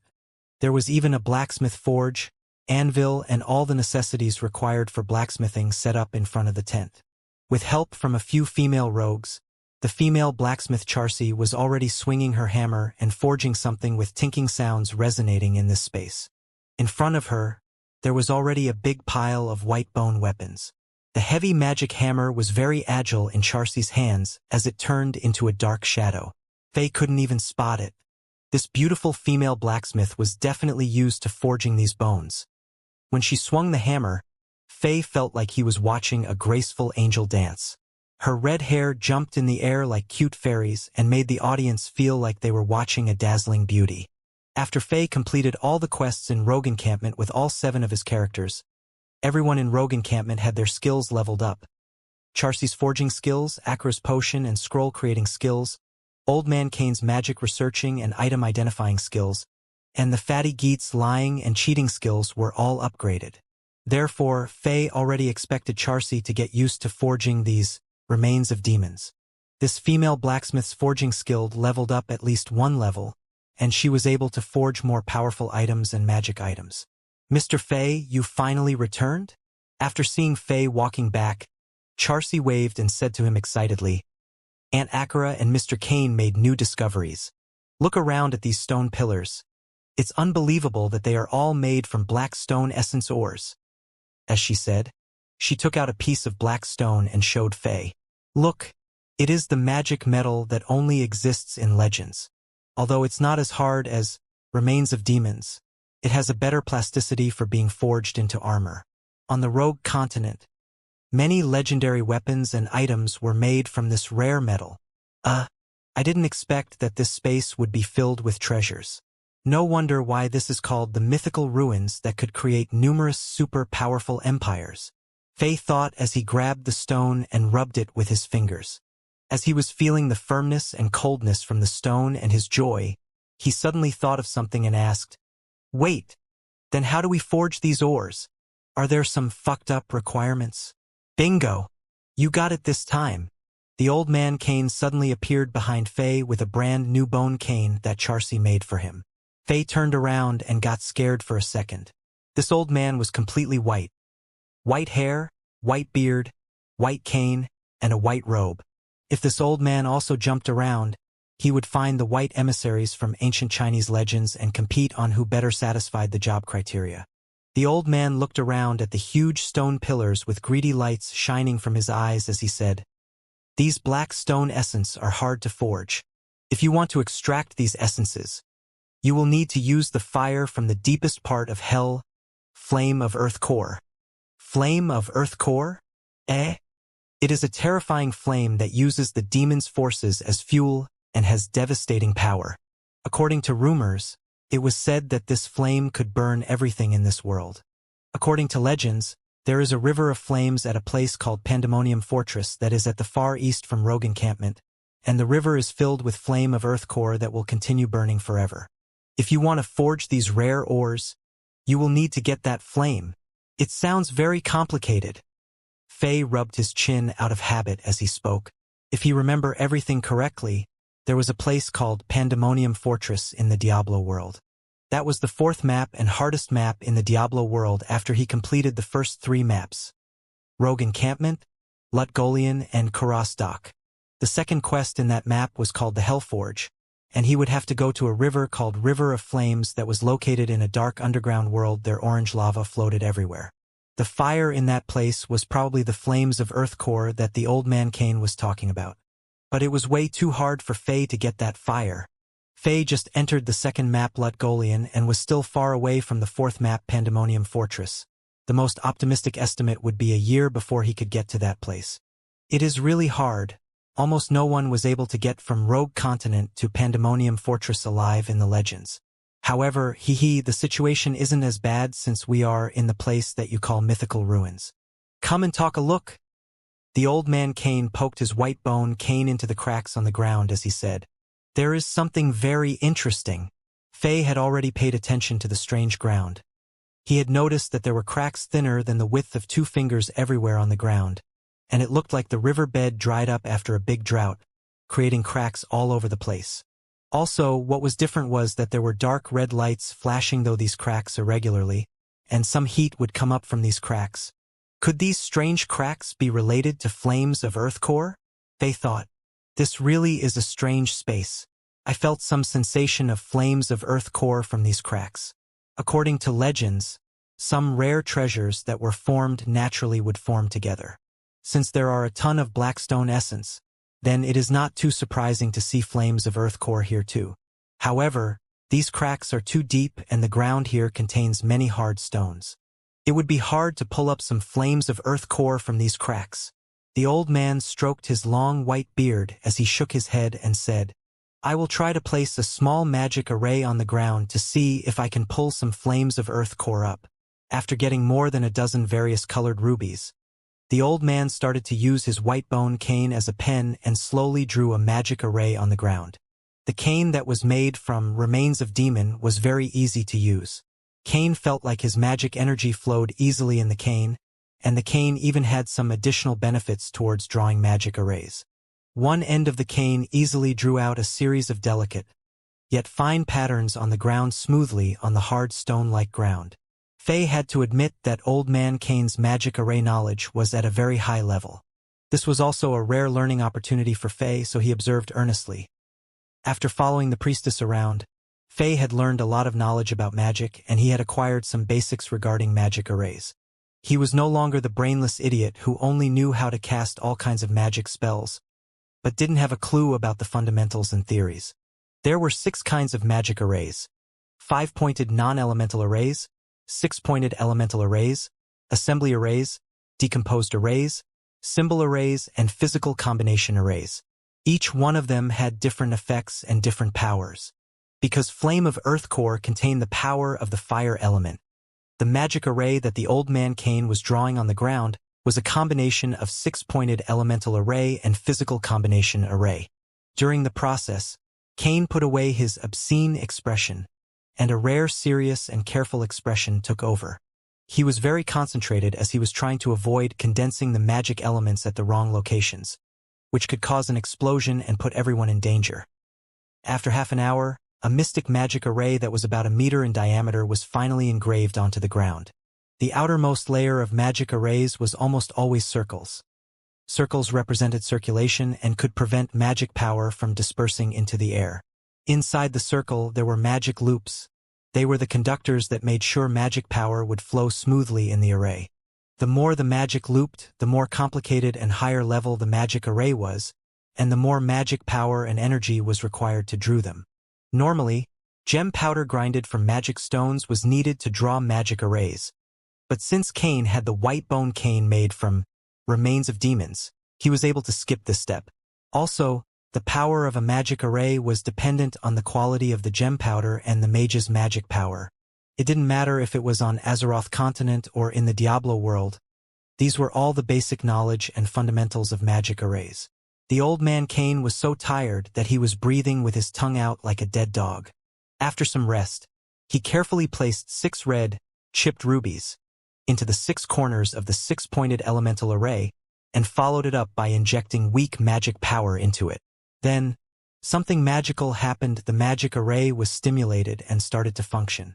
The rubies had a light red fire flashing on them as magic energy surged strictly according to the patterns and loops on the ground. A series of thin red lines started to appear, and they all merged at the center of the array. A red light suddenly emitted from the magic array and shot up towards the sky, and a huge suction force and vortex arose from the magic array. After the ground shook for several minutes, a light orange-red flame gradually appeared from the very center of the array. It came out. Ha ha ha! Look, it is really the flame of Earth core. The Old Man Kane was so excited that he started to stomp his feet forcefully on the ground. But soon, he was like a crowing rooster who had its neck pinched as his cheers instantly paused. At the critical moment, for some reason, all the lights that were emitting from the magic array dimed down and soon lost their magic energy surge. As a result, the weak orange-red flames that finally appeared after all this work disappeared from the air. Ah, the level of these magic gems are not high enough. After Old Man Kane walked up to the array to inspect it, he realized that all 6 chipped rubies were depleted of magic energy and turned into ordinary gray stones. Then I have no solution then. I don't have 6 higher-leveled rubies. Let's try tomorrow. As Faye saw this scene, he suddenly remembered that he had copied down the magic arrays from the stone rooms on the other side of the abyss, so he took it out to show this magic maniac. What is this? Strange, this pattern is very familiar to me. Old Man Kane's occupational disease instantly appeared. He had this habit. Every time he found something that interested him, he would enter a mad state where he would ignore everyone. Unless he actually figured out what he had in his hands, he wouldn't acknowledge anyone. Therefore, he ditched Faye, who was standing beside him, for an answer, and turned around and went through the teleportation portal far away to go back to Rogue Encampment to research and study the magic arrays on the sheet. Faye turned around, and he saw Priestess Akira, who was stilling on the mountain trying to select top-quality bones greedily. He shook his head as he saw this and went back to Rogue Encampment as well. For the next 5 or 6 days, Faye's findings and discovery speed toned down. He made no new discoveries. After he formed enough perfect gems by using the Heradric Cube, he returned to the corridors on the other side of Chilling Abyss. There were some changes after he placed 5 perfect gems into the 5 spherical stone pillars and activated all 5 magic arrays. A crystal blue pattern appeared on the stone tablet that had no words on it. No matter how hard Faye tried to understand it, he got nowhere. From the first impression, he felt like it was a magic array, but it couldn't be further away from the truth.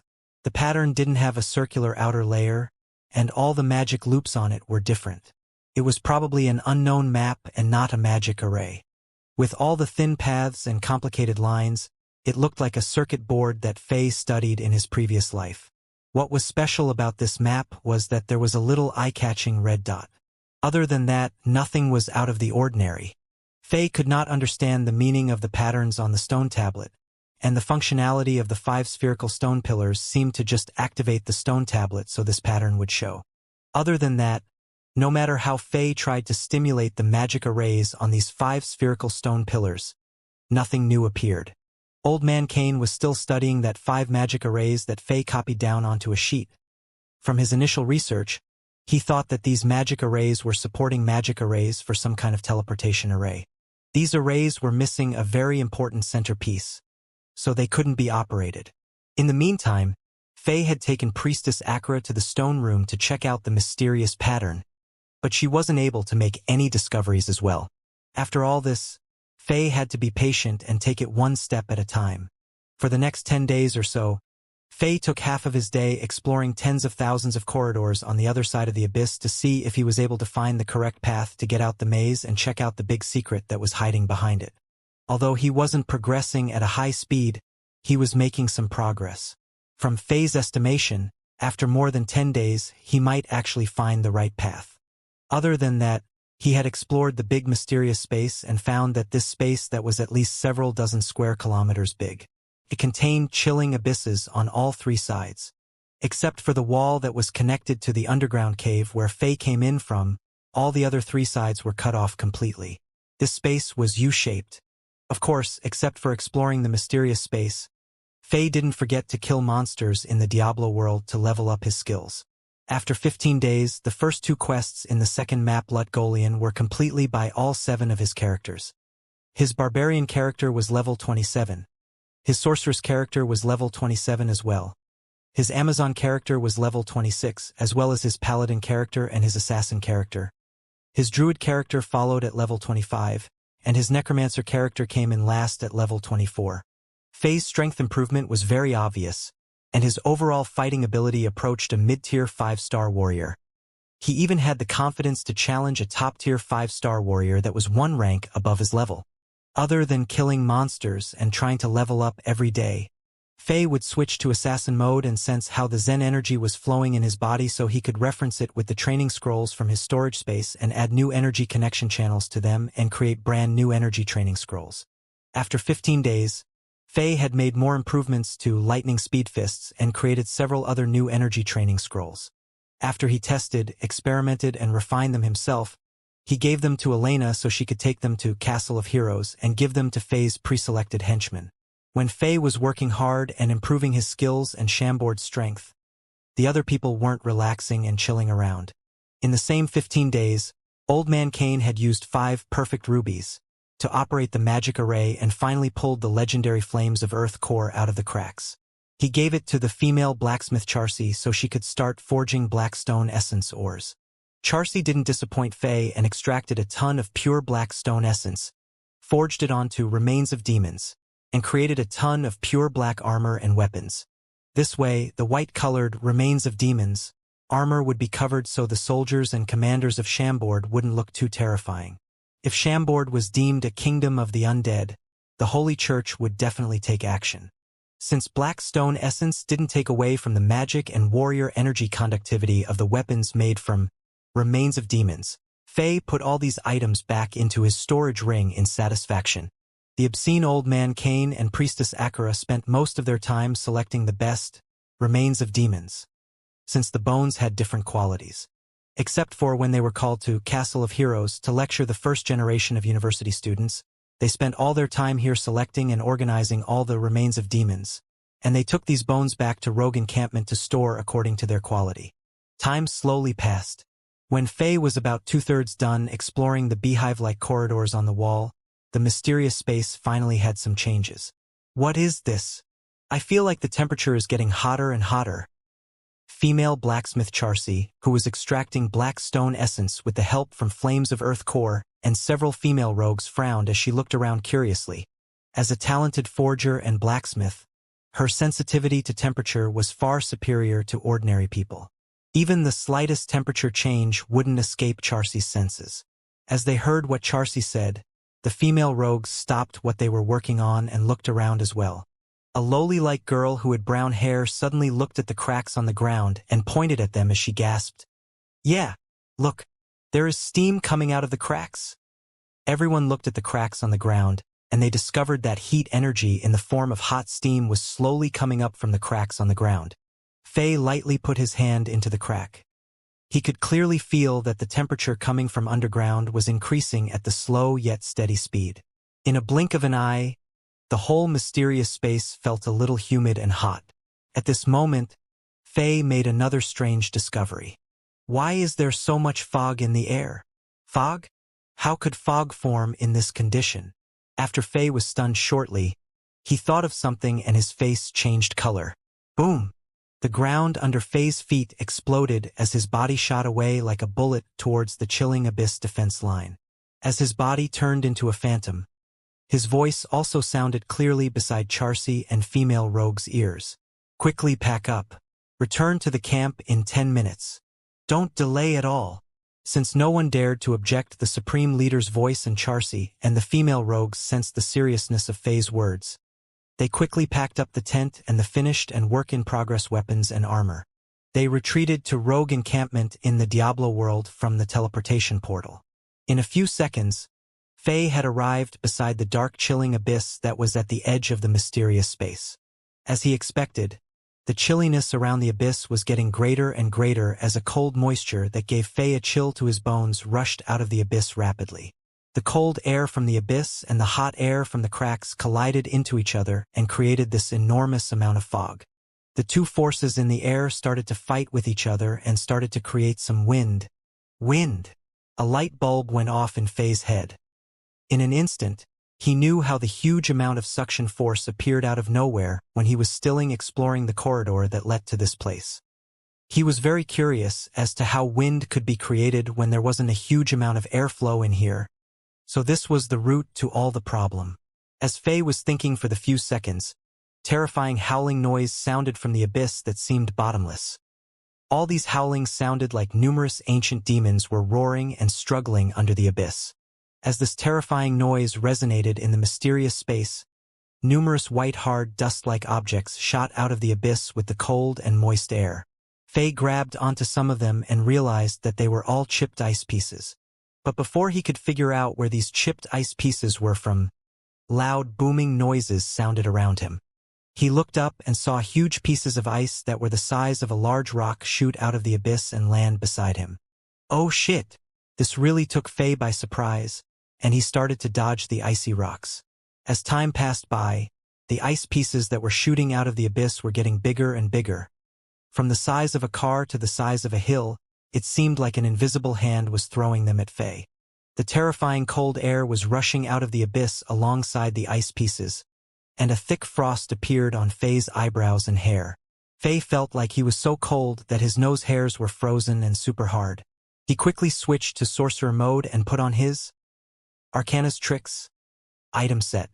After he summoned a thin layer of fire magic elements around him, he finally felt some warmth. The only thing was that the temperature of the air was dropping at a significant pace, and Faye was having a hard time blocking this cold air as a level 27 sorceress. He was in danger of freezing to death. Faye quickly backed off.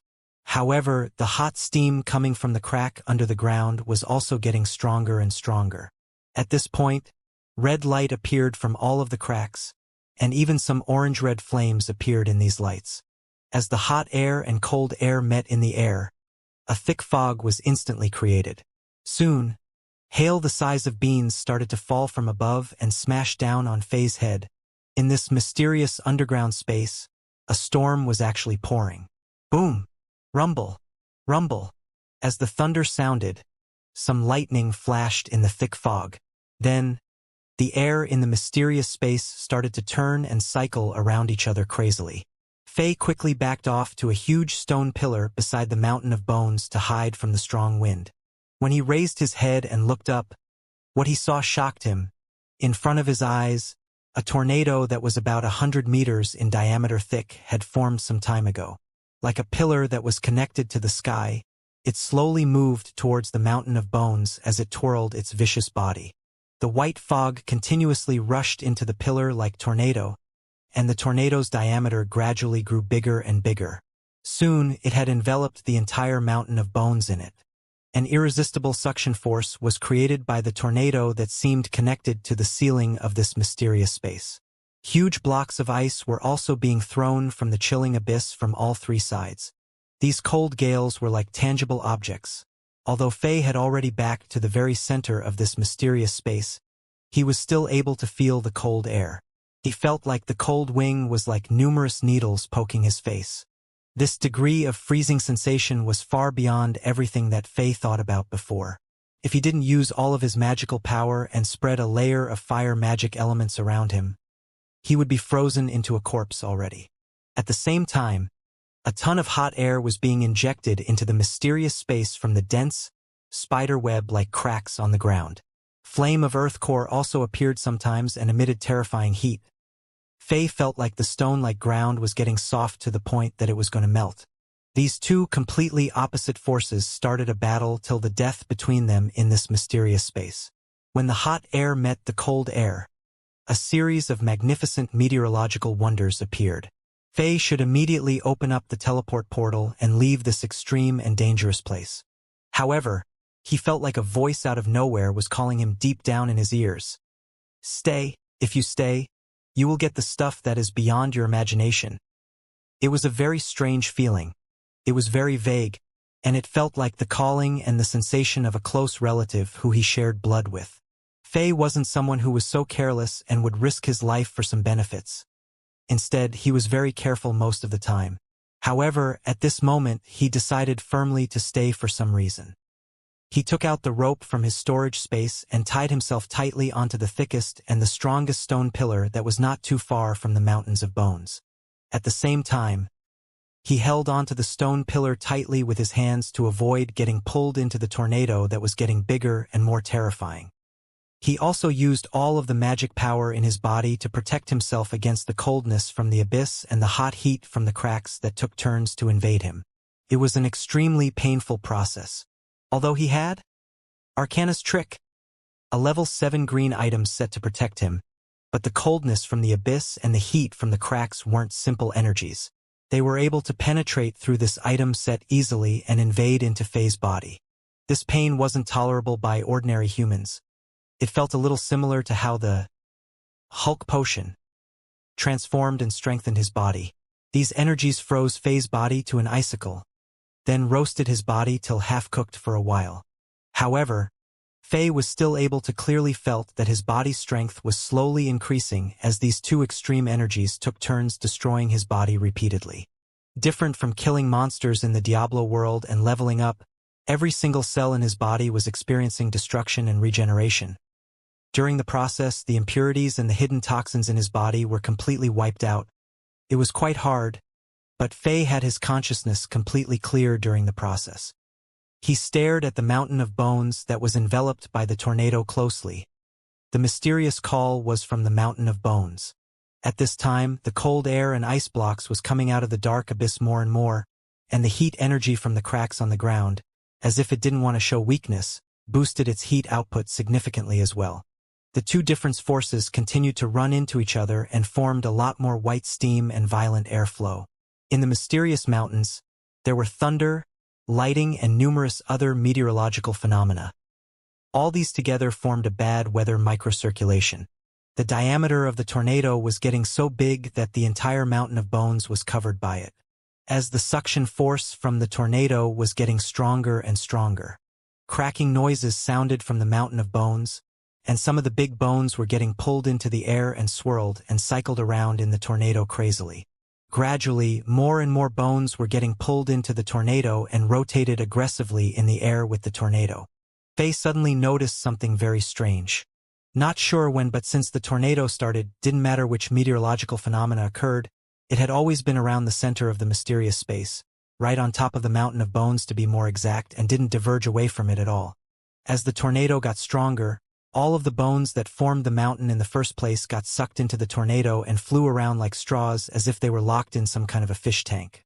This was the source of the suction force that Fei experienced when he just went into the corridor behind the huge iron gates in the underground cave. For that past 20 days or so, Fei was thinking about where the suction force was from, and now it was all in the open. The reaction of extremely cold air and hot air created the tornado phenomena. This tornado was stronger than all the tornadoes that Fei had heard about. It was like it had broken the wind scale that people in his previous life created, and it wasn't surprising to see this level of suction force. As the entire mountain of bones was pulled apart and pulled into the air, Fei had finally seen what was behind the mountain of bones. It seemed like it was a pile of bone powder. Since this powder was extremely light, they were sucked into air immediately after the bones were up in the air. At this moment, Fei's pupil instantly contracted as an unbelieving expression appeared on his face. He saw a complete magic array under the piles of bone powder. It was a magic array that was still functioning, with all kind of colors shining on it. It broke the space as these lights combined together and formed a dark blue teleport portal. This portal was very similar to the teleport port used in the Diablo world.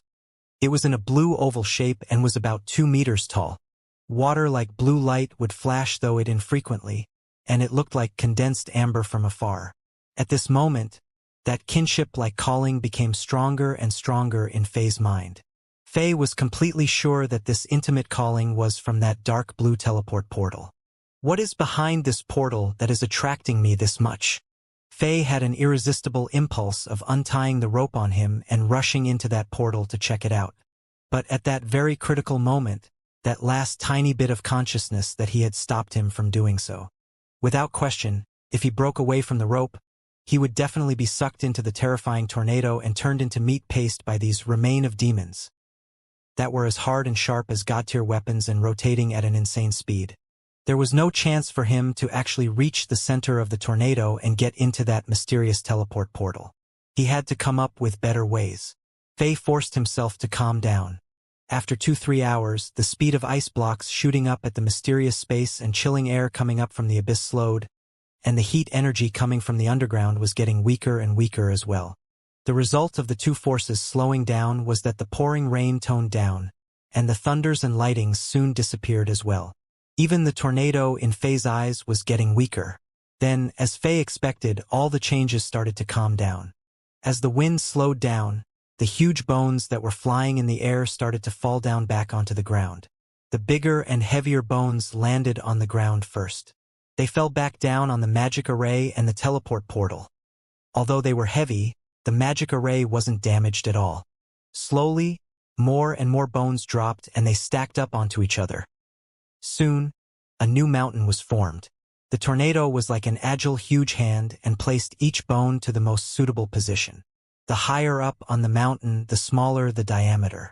Soon, the final piece of bone was placed on the top of the mountain, and the mountain was reformed. Then, The flying bone powder slowly fell down from the sky and sprinkled onto the mountain of white bones. Although the wind was decreasing, it was still shaking and pressuring this new mountain of white bones.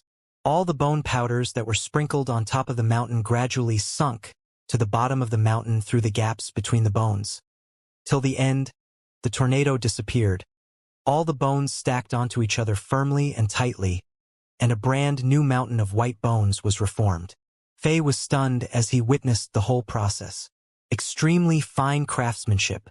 It was the real craftsmanship that nature had.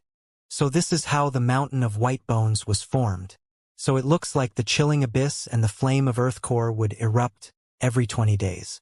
It will create all the meteorological phenomena, and it will also reform the mountain of white bones. This explained why this mountain of white bones didn't have any dust on it when Fei just came here and looked brand new. It looked like it was newly constructed and made Fei think that there was a hidden creature in here who just built this dark and horrifying bone mountain.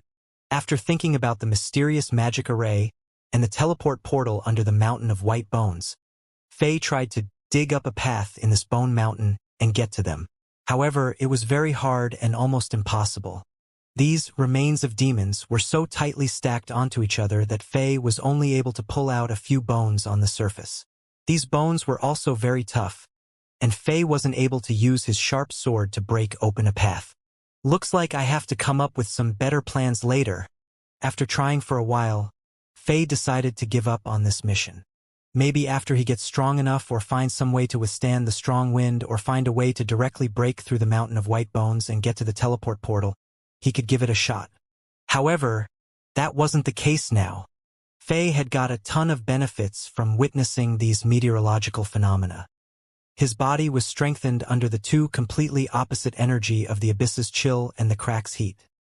His body was strengthened at least one time over. Since Fei's body was already very special and was immune to the Hulk potion. At this point, it was quite a surprise that his body had improved again. To Fei, this improvement meant a lot to him. This meant that the strength and power he had from Diablo World could be unleashed more. His body was too weak for him to use all of his powers. After this incident, Fei returned to Diablo World and continued training and having some moments of peace. In the blink of an eye, another 10 days passed. In the 10 days, Fei repeated what he did before: kill monsters to level up, use the Zen power of his assassin mode to revise training scrolls by adding more energy connection channels, help Charcy to get a design, forge all kinds of items, follow Priestess Akira and Old Man Kane to learn the knowledge about magic. The month-long time limit had arrived, and he had to come out and return back to Chambord City.